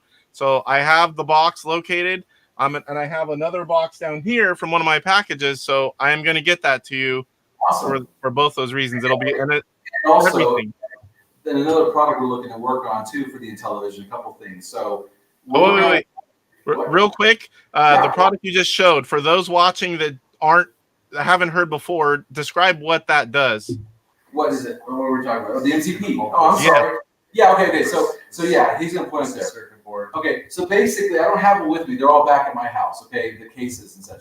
But if you look up, basically, if you go up to the 8bitwidgets.com, I basically made some pretty big updates to it. So I have Etsy links to all the products that actually are, and eBay. So if you have a preference, you can go to either one. So just route you to get more information about that particular thing. But to sum it up, an MCP, or we call it Mega Console Protector, is essentially a pass-through protector for your socket, your cartridge port. So you can, let's say, for example, the Intellivision is out, so bear with me. We have done the Coleco, we've done the 2600 so far. And we've also, I guess in the Odyssey 2. The Odyssey 2 has also been done. So think of it like this. It's a cartridge that you plug into the cartridge port, right? Here's the Odyssey 2, for example, right? Now, we have an enclosure around it. This is just the PCB by itself. The socket at least. Right. So you plug it into the system, and I make the enclosure that makes it so that it really stays snug and stays kind of locked in. Now, you can still remove it anytime. It's not permanent. It's not damaging, but it will really stay in. So then you can plug your cartridges into that socket, right, taking all that grip, the friction, wear, and tear on your original system. And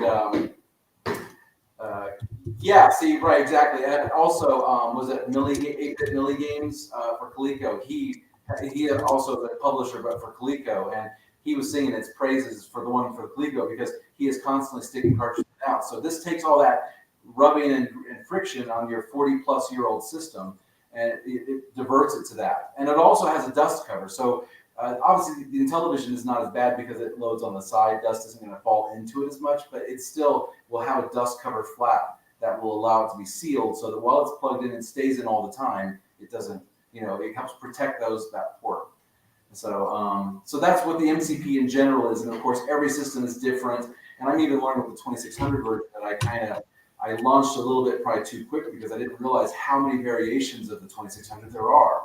And it turned out that the socket of the cartridge, because it is literally form fit for a given system to ensure that it really presses in and kind of snugly stays in, so that when you pull the cartridges in and out, you don't take the MCP out with it. And so the 2600 was a little bit of I had to go and redesign a couple of them to like the 2600 Junior versus the light Sixers versus the heavy Sixers and all of that. So that's basically what the MCP is in a nutshell. I think that covers that. And I guess one of the things to just keep in mind, we're doing smaller batches to begin with. Right. It does take us a while to get the connectors in to go on the boards. Right. So that's kind of like one of the things that we're just have to deal with each time we do a batch. And, we're just kind of testing the waters and seeing if people like them. And we have plans to kind of, definitely it's just one for the Intellivision, but then also kind of expand some of the other systems. Right. We're pretty much planning to cover every system that has a cartridge port, N64, Super Nintendo, Genesis, etc. So we're just kind of starting from the early systems from the 70s and 80s and kind of just progressing through time. But the Intellivision and the 7800 are the two that are currently complete in terms of boards. They're done. But I have to still design the enclosure and test the enclosure and make sure that it's a good quality fit and stuff. So, David, you do. Which one do you have? This is Marb's Man. He has the new show that I've posted about, and I had him on recently. Yeah. The Intellivision Sunday, and it's his journey with Intellivision, getting his console, having it modded, getting games, and it's nice, short and sweet, 5, 6, 7, 10 minutes. I watch it. I look forward to it every Sunday. Well, I hope it's working well for you, David. We'll let him answer. He has the flashback to Sears. Okay, gotcha. That's cool. Awesome. So we're so that's kind of like the things we've been doing, and that's kind of what the near future is like the 7800 and the Intellivision will be available pretty soon. I like to think by mid-August, right? I think that I have some time. He's going to be out of town for a little while doing a trip, so I'm also doing some research and talking to Deckel and some other things because we're working with FDR on kind of a project. I know Casey knows about it and stuff, but I'm not going to talk about it too much until we know we really got it figured out. Because we're just making the best decisions we can come up with as far as making it the best product possible, but also something that we don't want to get so bogged down in the technical stuff that we can't finish it. So we have an idea for a simpler approach, but then I'm kind of Steve Jobbing it here, where I think we can kind of do a better product, but it will include some uncertainties. So I'm really hoping that Deckel and some other guys in the community can really weigh in who know hardware deeper than I do. I understand high level stuff, but I don't know the nuts and bolts as far as what some of that will take. I can tell you that Deckel is one of the brilliant Intellivision minds, among other things. But I mean, that is one of the right guys you should be talking to. That's for sure. I pick his brain to make sure, because Russ will understand it. He could make it happen, but there's a lot of he doesn't know the Intellivision intimately. I don't know all the documentation where you get schematics or just there's a lot to things learn that somebody like that would know. Absolutely. So so there's that, but also a couple of Intellivision products that are coming up soon will be the docking stations. So basically, they're meant to be sort of like a place mainly for the Sears and for the I guess we could do 2609 as well, but the gist of it is that you'll have a docking station and you will sit your system on top of that, and you will plug your joystick ports into the docking station, and then you plug your games into the docking, moving it to the front. So this will help protect the wear and tear of your 9-pin joystick ports as well, especially people who like to swap joysticks a lot. You know how difficult it is to reach inside the Intellivision, right? You're like kind of wiggle it, and who knows, the plastic gets more brittle. My hope was to create something that people can just sort of leave plugged in all the time and have a low profile little dock that it just sort of rests on top of. So maybe an extra inch of vertical raise, to get it off the ground. Especially but the 2609 and the Sears, I'm especially excited about because I'd like to have it so that you actually run the power through the dock to give you some kind of power on indicator. Because we all know the 2609 and most of the original original variations of 2609 don't have any power on light. And so it would be great that when you turn the thing on, it sort of detects the voltage and lights up, so you know it's on. So that was a kind of a fun +1 feature to add. But the main thing is to protect the ports, to also make them easier to reach, put them in the front as opposed to leaving them. Yeah, you know. I mean, just to make it nice. Yeah, right. And And it'll just sort of be, it'll kind of just sit and be roughly the width of the system. The Intellivision too, And I was listening to the broadcast where I don't know who brought up the idea of the Intellivision gun, and that's sticking with us. I mean, we're really still we haven't given up on it about doing that. We feel there's definitely a possibility, but to do it, it's going to be tricky because the Intellivision joystick ports don't have voltage, right? And the light gun, the zapper requires electricity to work. Not to mention, there's obviously things about how to route the information to the CPU to be able to process. Like, is there a signal or not when you click that gun? So,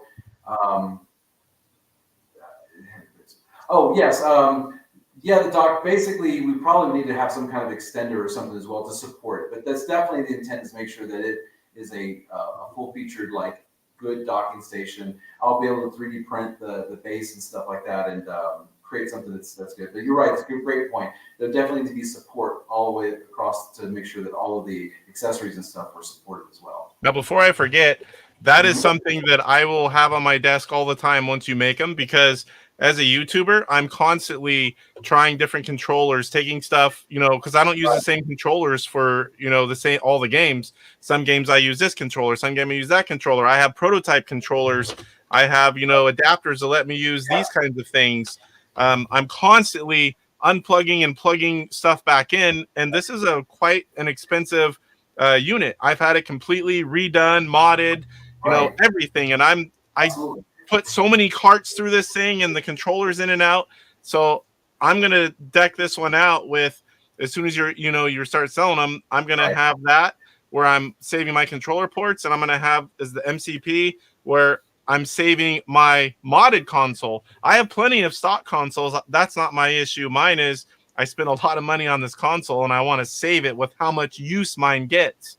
Yeah, and that's exactly, because I've always found, I don't know what it is about the Intellivision's little DB9 sockets, but they've always been like, you really have to wiggle them in and out. They don't just slide in nicely, and they don't come out nicely either. You really kind of have to stress it a little bit. So I felt like it was a really good candidate for a product like that. So we're looking to do them for like the 2600, the Odyssey, basically where it makes sense, right? And so, and of course, like with the Intellivision 2, I believe does have a power on indication light, doesn't it? Yes. I believe, is it the Sylvania version that does? The Intellivision 3 has a light. 3 does. I know that one. I remember reading about that one. Maybe I'm wrong on the Sylvania, but man, I was thinking it did. But the Intellivision 2 definitely does. The other ones, like the other rebranded ones, right? They were just basically, they were just straight 2609s, just with a different sticker on it. I don't think they did. The Sears does. I don't think it does. Mine doesn't. The Sears has a power light? I don't think so. I don't think it does. But anyway, I like the Sears one myself because, of course, it has the removable joysticks. Yes, it's like the best of both worlds. They don't always look very pretty, but for some reason, I've noticed stock units have a really good picture, and it's like having a 2609, but with removable controller ports. I love it. Yeah, exactly. So the light gun thing is definitely something we're going to look into. We're going to probably come up with, maybe we'll sort of package it with a couple of games, maybe mini games. I know I'm thinking I'd love to see Duck Hunt, right, ported. And I'm with Mike's Gaming Gala. I love new games. I want to make new games. So that's right. But I think that Duck Hunt was such an iconic light gun game. It would just be a lot of fun. And what other game would you start with if you make a gun possible on the Intellivision? What else would you want? I think that's a perfect choice. It is a good. It would be really fun. I think that'd be a fun one to port. And then.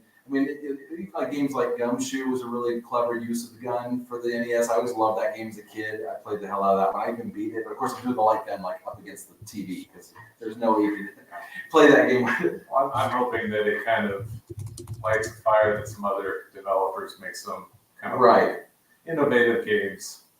Absolutely, we're definitely looking because of course it won't work with any original games, but it'll be all about homebrew developers coming up with some new ideas. But I think there'd be some cool ways that we can make. Come up with some ideas and stuff. So that's kind of the real hope is to, and that's kind of been the 8-bit widget, philosophy the whole time has been, the couplers, for example, right? That was the whole thing, was coming up with ways of using existing hardware and affordable hardware, hopefully, like the zapper. That's like we're using the zapper, and maybe we'll do a light phaser, right? Like the Sega Master System, because they're still pretty easy to find. I mean, you can buy them for like $30, and probably cheaper if you really look right. That's eBay, right? So if you can still buy a light gun for $30, that seems pretty attainable versus some kind of rare, hard to find piece of equipment. So Yeah. I've always tried to come up with ways of combining different controllers in new ways to make new games possible that wouldn't be possible using the conventional, setup. And like I said, I'm still waiting to see Robotron come out with the 2 D-pads with a coupler. You could just play Robotron. So now it's really feasible, where before it wasn't. You could use the number pad like Tron Deadly Discs, but then you're still back to the problem of when you press the button, you kind of stop moving, and you can't really run and shoot smoothly, which the coupler addresses as well. So there's skeet shooting is a great example too, right? That's a good idea. So That's part of it. Yeah, that's a cool game. Don't they have skeet shooting in? Is it in Duck Hunt? Doesn't Duck Hunt have like a Duck Hunt and skeet shooting? Yeah. There's a stage like in it. Yep. No, there's 2 types of games you can pick from, and most people play Duck Hunt, but the skeet shooting was there too. That's right. Yeah, I can't remember. So the other controller types, I know there's nothing to talk about yet, but there's 2 other controllers that we don't have, and I know we've talked about it before, and that is a rollerball and a spinner. And those are, in your expert opinions, are those things that could possibly be possible? Absolutely. I mean, one of them I can show you one. Yeah, I know. That's one of my plans I'd like to do. I've talked to Russ a little bit about this, but we haven't really spent time on it. But yeah, basically, I'd like to make a paddle because I know that there was a guy who made one. But Nick from Australia. But I don't think he made the paddle. He didn't make the spinner. He just built the controller. There was a little IntelliPaddle, right, or something like that. They had a little dial, and that's all it was. For like playing like a breakout game, right? Now, I'm supposed to be showing this later, but I'm going to show it right now just because we're talking about it. Give me 1 second here. I had your website ready to come up. Give me 1 second. I'll pop this up. So, yes, I thought about Carnival. It came to mind. You couldn't play the original Carnival, though, unless you got modded, right? If you hack it, that's possible, actually. Okay. That would be really interesting. So maybe there are some games that could be modded. What I do here. Okay, so I see this. I'll fix this. Hold on. No, that's fine. I didn't fix it. Okay. There we go. Oh yeah. Okay, yeah. Actually, I got to see those controllers at the retro swap meet we did recently. Back in I guess it was June here in Massachusetts. Every other month we do like the 3rd Sunday or Saturday. Sorry, live. Yeah, that was cool. Okay, so he's got a dial there. So that's basically. So he's making those, and that's great. My whole thing is I only want to make the things that other people aren't making, right?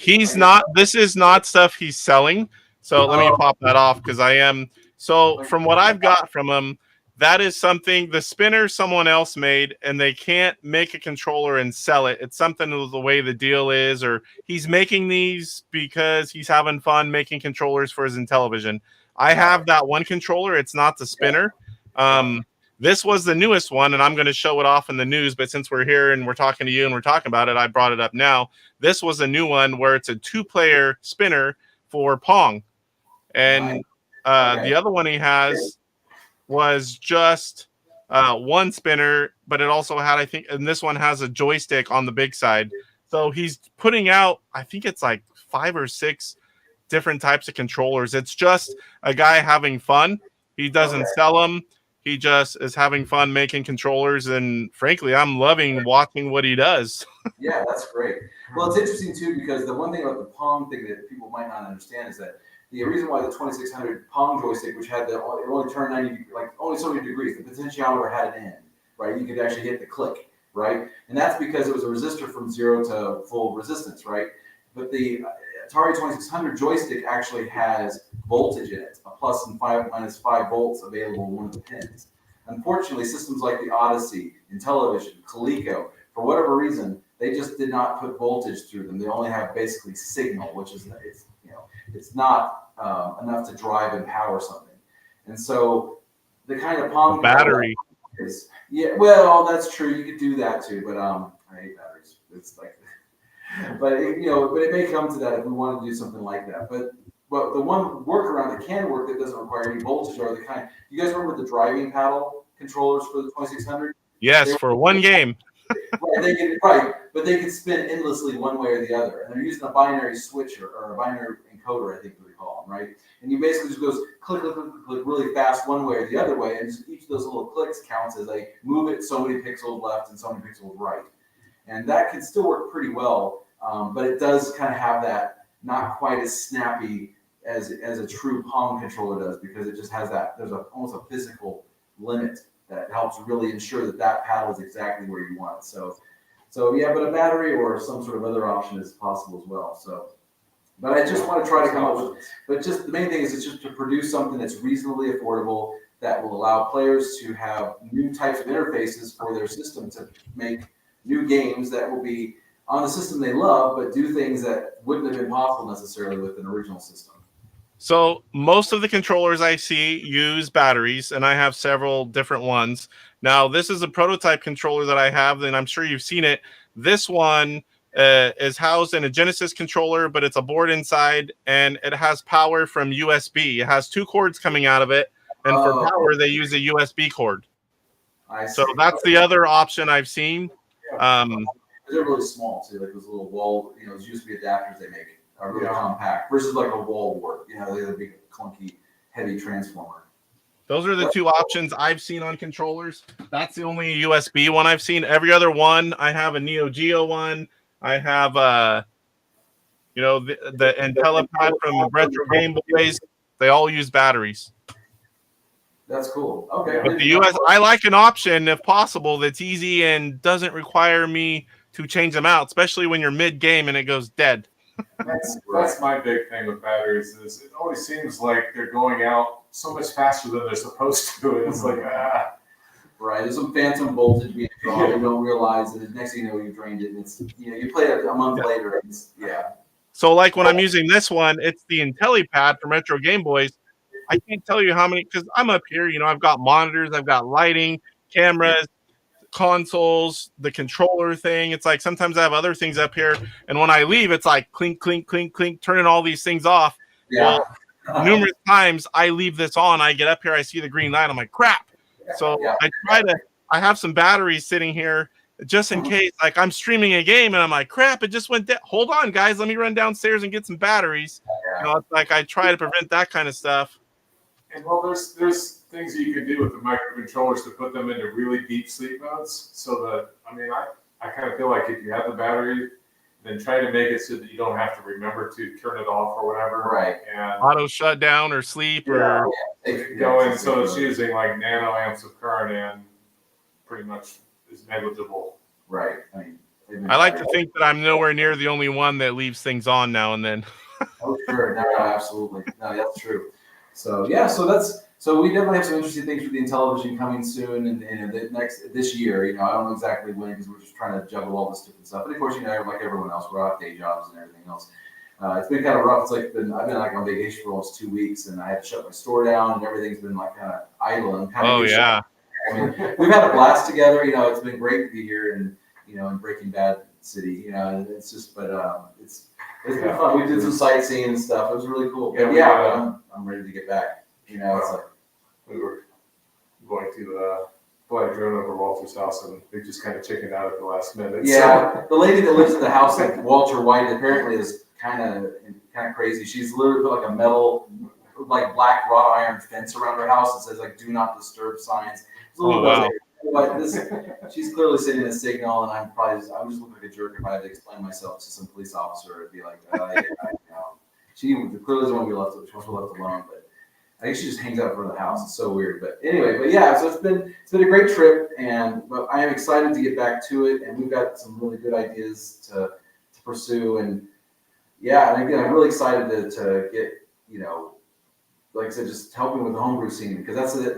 It's like I feel like if there's more hardware options, especially when people want to maybe not necessarily just do ports, of games, but want to make something new. It's like giving people new capabilities with the game controls, with something that's accepted, because it's like retro Game Boy controllers and others are amazing, but they're pretty expensive to get some of the nicer ones, right? And you really can't expect someone to go out and buy a $125 $125 controller just to play a game, right? A new homebrew. So to me, it feels like if we could just use the equipment that people have to the best of their ability and then just offer accessories that could work well and then open up those possibilities, then the developers can know that the customers can actually get their hands on something like that or combine it with the game. And I can tell you, just working with Caleb, that he really does have like a sincere desire to almost be a perfectionist and really like put out something with a lot of quality.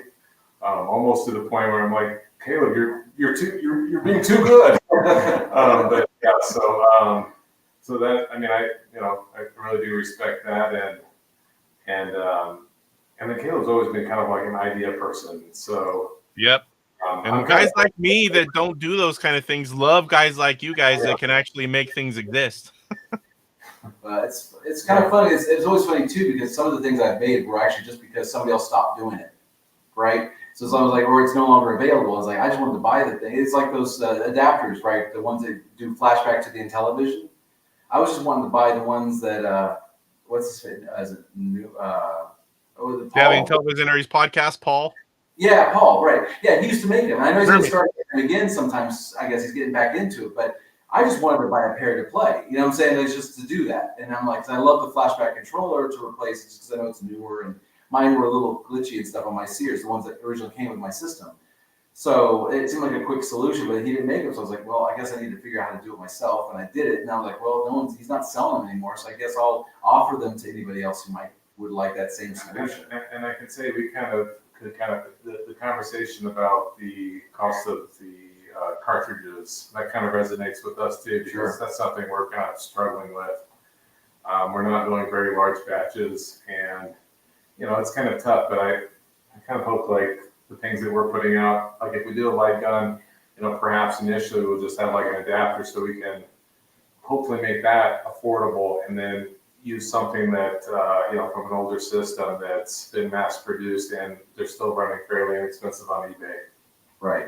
Or people probably already even have them. I mean, I would bet most of these collectors and stuff like that already have some Nintendo stuff just because we all had them. That was my second console and another big love, NES. And you always find them in bins at like, retro game stores. Right. They almost always have one or two, and just about every like good retro gaming store. Right. Yeah.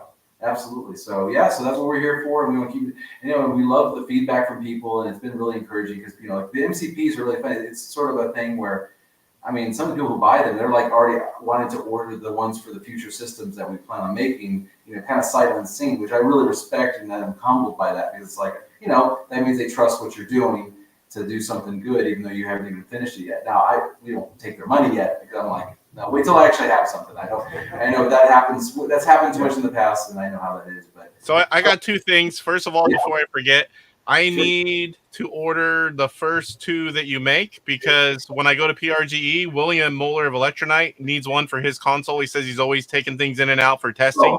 So whenever he makes a game, he's got say 100 copies. He's going in and out testing them all. So I told him I would pick one up for him and take it with me to PRGE. So that's in the end of September. So if you're thinking like August, that'll be perfect. But just let me know. I'll get the first few because I want one for myself. The other thing, so with that, if I was running, other pieces of hardware, like say the IntelliVoice or the ECS, I put that in my console and it stays there. Anything else I plug in plugs into that, right? Right. And I have an IntelliVoice, so I'm going to be sure to test it against that as well to make sure that it could be either way. It can be at the root of that or at the root of the IntelliVoice. Because up till now, my IntelliVoice has kind of been an MCP, right? That was kind of one of the reasons I have it. Because there's only 4 games, plus homebrews, that actually used it, right? So it wasn't like you really needed it for that often, but I was like, well, that protects the thing. So, but this will just be able to go into the IntelliVoice and there will be support underneath it. Since it comes out sideways and it sticks out a little bit to allow the cartridge to fully socket, there'll be some support underneath it so that it doesn't, you can't press down on it and it'll line up everything. So Alex, I'm really looking forward to putting those together. So, and like I said, I've already got a box full of the boards. I've got 25 of those ready to go. I just have to design and print and test all the sockets and stuff. And now I have the Intellivision too. That should pretty much cover all the variations. That will be coming soon. Yeah, no, yeah, exactly. It's great. I'm super excited about that. I've never had one before. I don't think I guess I've seen it in person, but never really even played on one. It's always been like at stores and stuff. So I really don't care for these controllers, but as long as you learn that you don't push hard on the side buttons, it's not as bad. I kind of like the disc, but for someone like me, especially baseball, I like to have the raised buttons because I don't look at it. Yeah. When you're competing in a game like baseball, if you have to look at the controller, there's no way you're going to beat someone good. You just won't. Because by the time you look down, do it, it's already over. So, and I can't feel, I mean, I can feel it, but I can't follow it like I can with the other raised buttons. Yeah, absolutely. But so so we're going to definitely keep it coming. And like I said, I'm sure we'll talk again, of course. And we have some more solid news and some stuff to show you guys. And, yeah, it'd be great to have you guys both on. We can do it with just your straight up cell phones, like what I think you're on now. I'm not sure. It's easy, but yeah, we're just on just a webcam. So even whenever you're back home, we could still all three come on when you guys got something to talk about. Whether it's tech stuff, or showing off the product, just something in the middle. It's always good to keep you guys coming and keep people, different people view all the time. I love seeing different stages of a project, or hey, we ran into this and we're gonna fix it. It could be 5-10 minutes. It could be a lengthy one if you've got more. But I love having guests on. It always is more fun to do. You learn more people watch when there's guests. It's just better all the way around. Absolutely. Yeah, like I said, that was a great panel before you're listening in on what they're talking about and stuff. Because it is. The whole show for tonight started from one viewer's comment on Brian's video, and then Brian's one that if certain things get left, he'll I'm going to make a video and talk about it. And then, someone else did, Mike did a response video. And then I'm like, well, this would be a good panel to have people on and let's talk about it. My goal was anyone that manufactures something knows the value of all the time and love that goes into it, the pieces and numbers. Whenever you're selling, low numbers, everything costs more. And it's just the way it works. If you're selling thousands, you can do things cheap and still make, a profit. But everything that goes into these games, most people don't realize. And I just really wanted to try to bring awareness to it and have the right people on to talk about it. But yeah, when you guys have more information or feel like coming on just to chat, I'm always down for that. A lot of times I'm doing gameplay stuff now, and I try to set out interviews or have guests on. I love having guests on. So if we've got a good reason or you just want to come on, I'm just let me know. You got awesome. Cool. So anything else you guys got before I move on to the rest of it? No, I think we've covered it. Yeah, it was great. Well, thanks for having us, and thanks everyone for hanging around. I know it's getting late out east. I'll be there tomorrow, like midnight. I get it late. Well, once we get this late, a lot of people watch the next day. So there'll be even more people watching this tomorrow. Plus, I didn't know about it till I already promoted it. So I'll also, come 8-bit widgets, and I'll put you guys down, and more people. Oh, they're on there, and they'll come watch again too. Tell them where it's at, and more people will watch tomorrow. A lot of people go to sleep when it gets late. I try to find that sweet spot, but it's either early for one and late for the other. And honestly, that you can get on and ready at 5:30. That's not easy. I know when you've got a day job and everything else going on and family and kids and all that stuff. So yeah, well, lucky for me, I'm off at 3. Otherwise, I wouldn't be able to do that. So I get home at 3:30. I kind of start prepping, dinner if it's a night where I have to do dinner with the kids.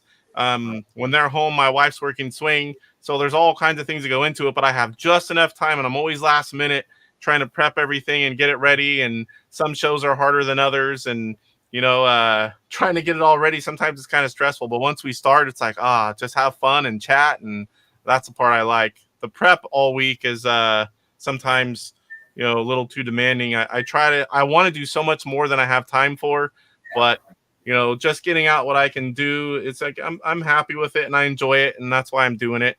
So same as anyone in these old retro gaming communities, we all love it. We want to be a part of it whatever way we can. I'm not capable to do the electronic side, or, I can't program a game, but I can talk about all of it. I can buy it all and support it that way. And, I have all the right connections. So everyone has a place and a part, and, mine's just different than yours. Less skilled. No, it's just everyone has a talent, and that's what and and this allows everyone to kind of shine what they, what they.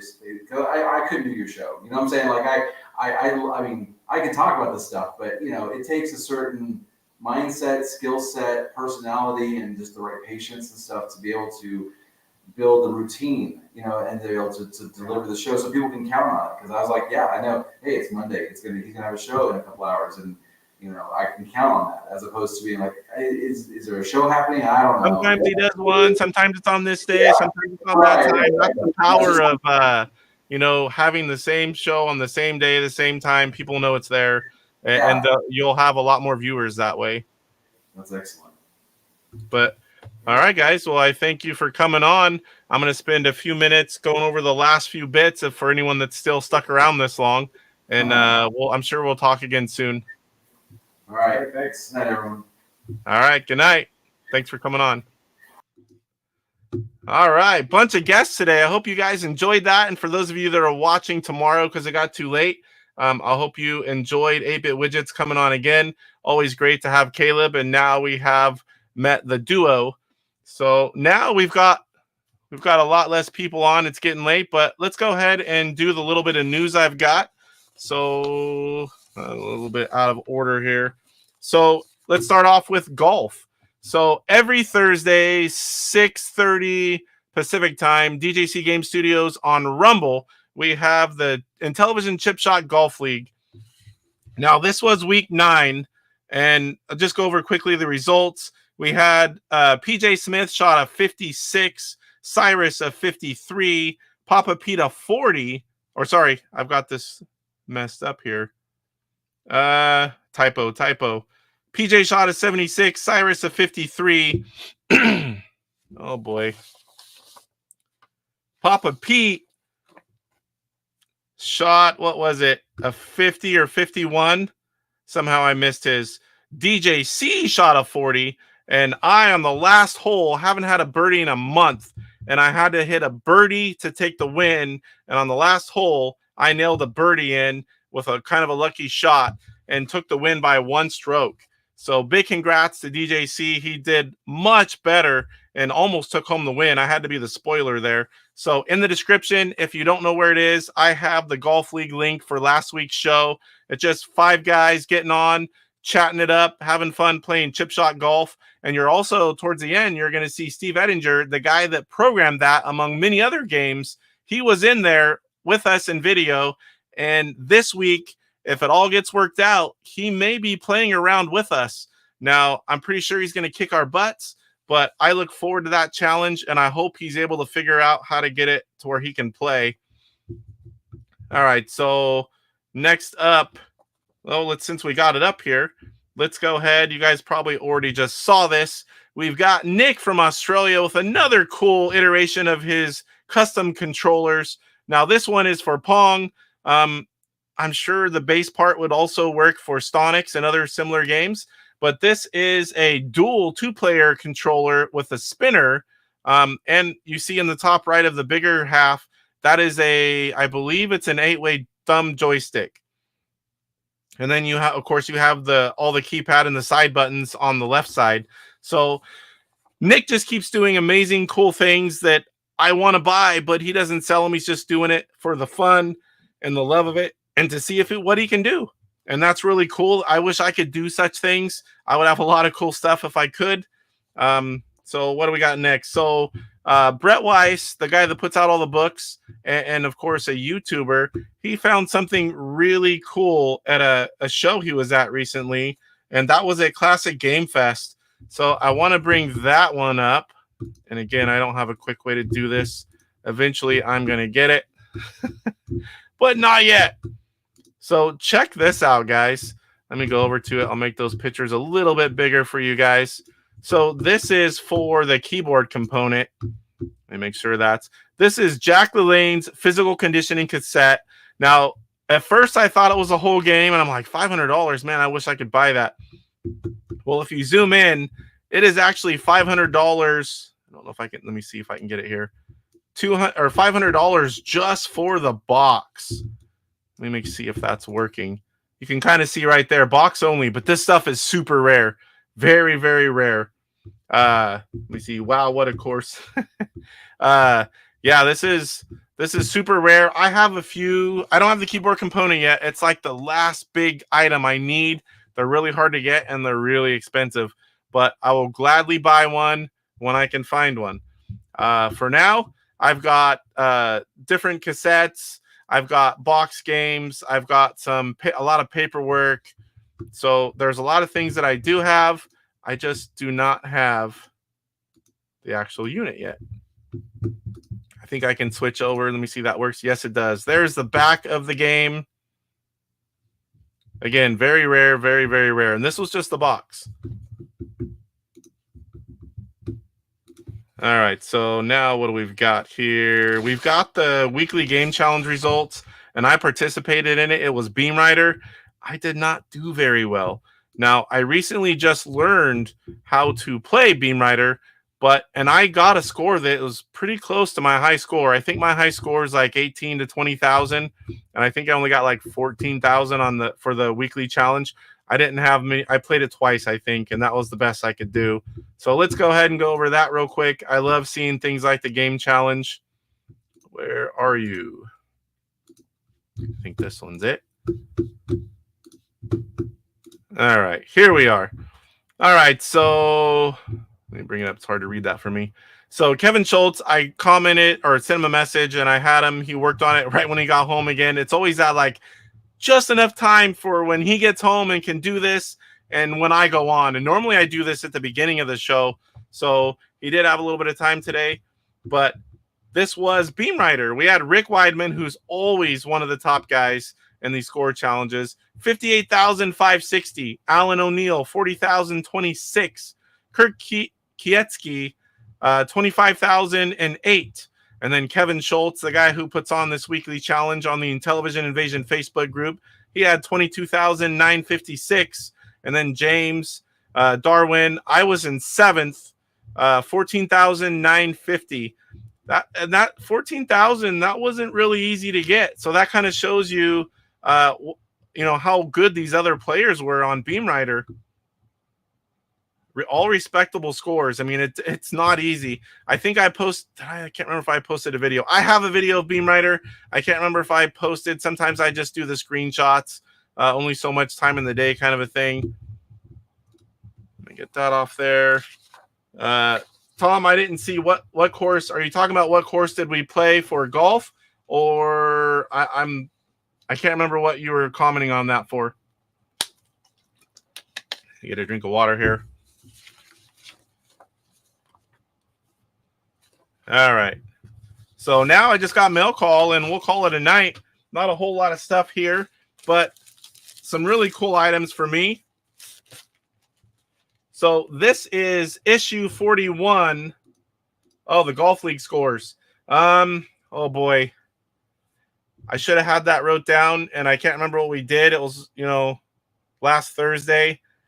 It was the back 9 and the classic course or the Intellivision something. It was one of those two. I have to go back and look. I can't remember. So this is issue 41 of Old School Gamer. It is Intellivision heavy. Obviously from the cover, the articles inside, there's several articles. Now I have links. I put a post on my Facebook, and I don't have these links on the show description. I'll try to go in and put them in there as well, but definitely go to the Facebook. This is a great magazine. If you don't subscribe, consider it. It's not that expensive considering what it is. And if you want, you can message them and order just the Intellivision issue. And I of course, sub to the magazine, but I did reach out to Ryan, and I'm going to order a bunch of these magazines. Some collectors at PRGE requested that I bring them one. So kind of to save on shipping and all that, I'm just going to order a bunch, bring them in, and I'll be taking them to PRGE. So very cool. I think there's like 5 or 6 Intellivision articles in this issue. I really don't want to talk about all of them or show it because I have pictures and everything, but I don't feel right posting that. I think people should buy the magazine. So this is the next item I have, and probably the coolest thing as far as Intellivision goes. So I already had this game, but Brian, oh, there we go. Brian is selling signed copies of his Napoleonic Wars. Now, if you like Stratego, this is a great game. It's not just, the game. They put a lot of cutscenes, a lot of cool information. They put a lot of extras and love into this game. So if you like board games or Stratego, I highly recommend it. I know they still have copies. I don't know if he's selling the ROM. I can't remember if he's doing that or not. I don't think this one's available yet, but I have the #1 signed copy. I'm very proud and excited to have that. So the next item is Intellivision once again. This was an eBay auction. I seen it pop up. I don't know. It was quick. This thing was not up very long. And I do have these, but for as cheap as it was, and I don't see them all the time, I wanted to pick it up. I can't ever have too many when it's something like this. Let me take it out of here. It's in a case or a plastic protector. Oh, it's sealed too. So this is the blue game cases. I don't know if you guys have seen these before. You open them up. There are a spot for 4 games, and then the manuals and overlays go over here. There's a little plastic piece. I think I have like 7 or 8 of these.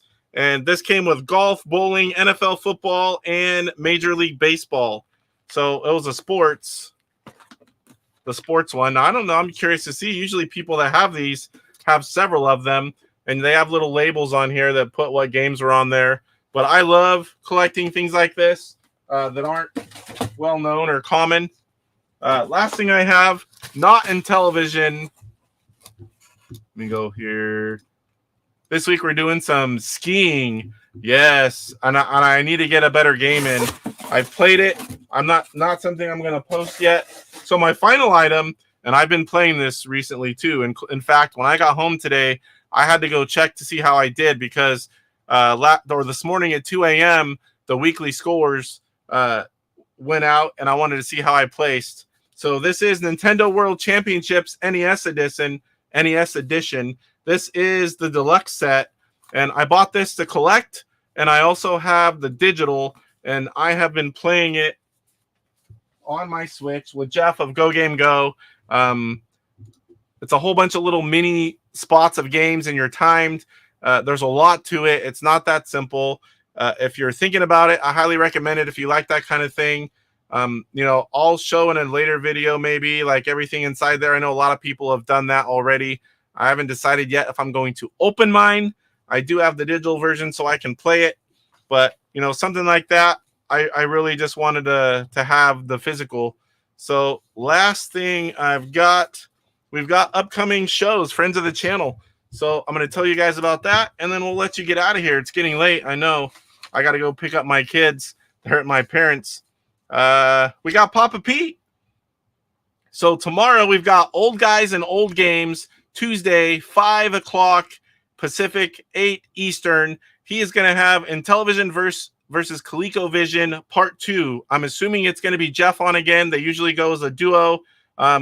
So be sure to check that out. It's really cool to see. Last year they did Atari versus Intellivision, and what they do is they put all the games that are on both consoles, whether it be homebrew or original games, they put them on a spinning wheel, and they spin the wheel. They each play one of the games. They put up a poll. Everyone in chat votes on which version they like best. And so for every game, there's a winner, and they go through however many they can get through in that show, and then they continue on until they get through them all. I think they plan on doing all of them.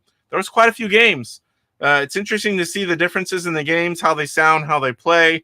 So check that out tomorrow. Also tomorrow, unfortunately, the same exact time, Retro Bliss Gaming. We have Retro Bliss Rewind. My voice is going. Give me a drink here. Sorry, guys. Too much talking at work today, and then coming home doing this.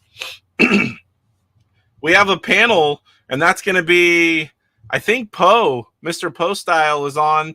We have Phil. We have Mike's Gaming Gala, and Brian of BD Retro Mods.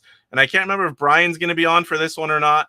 They're going to have a panel discussion. They did last week on Atari itself. And this week, they're doing Atari 2600 games.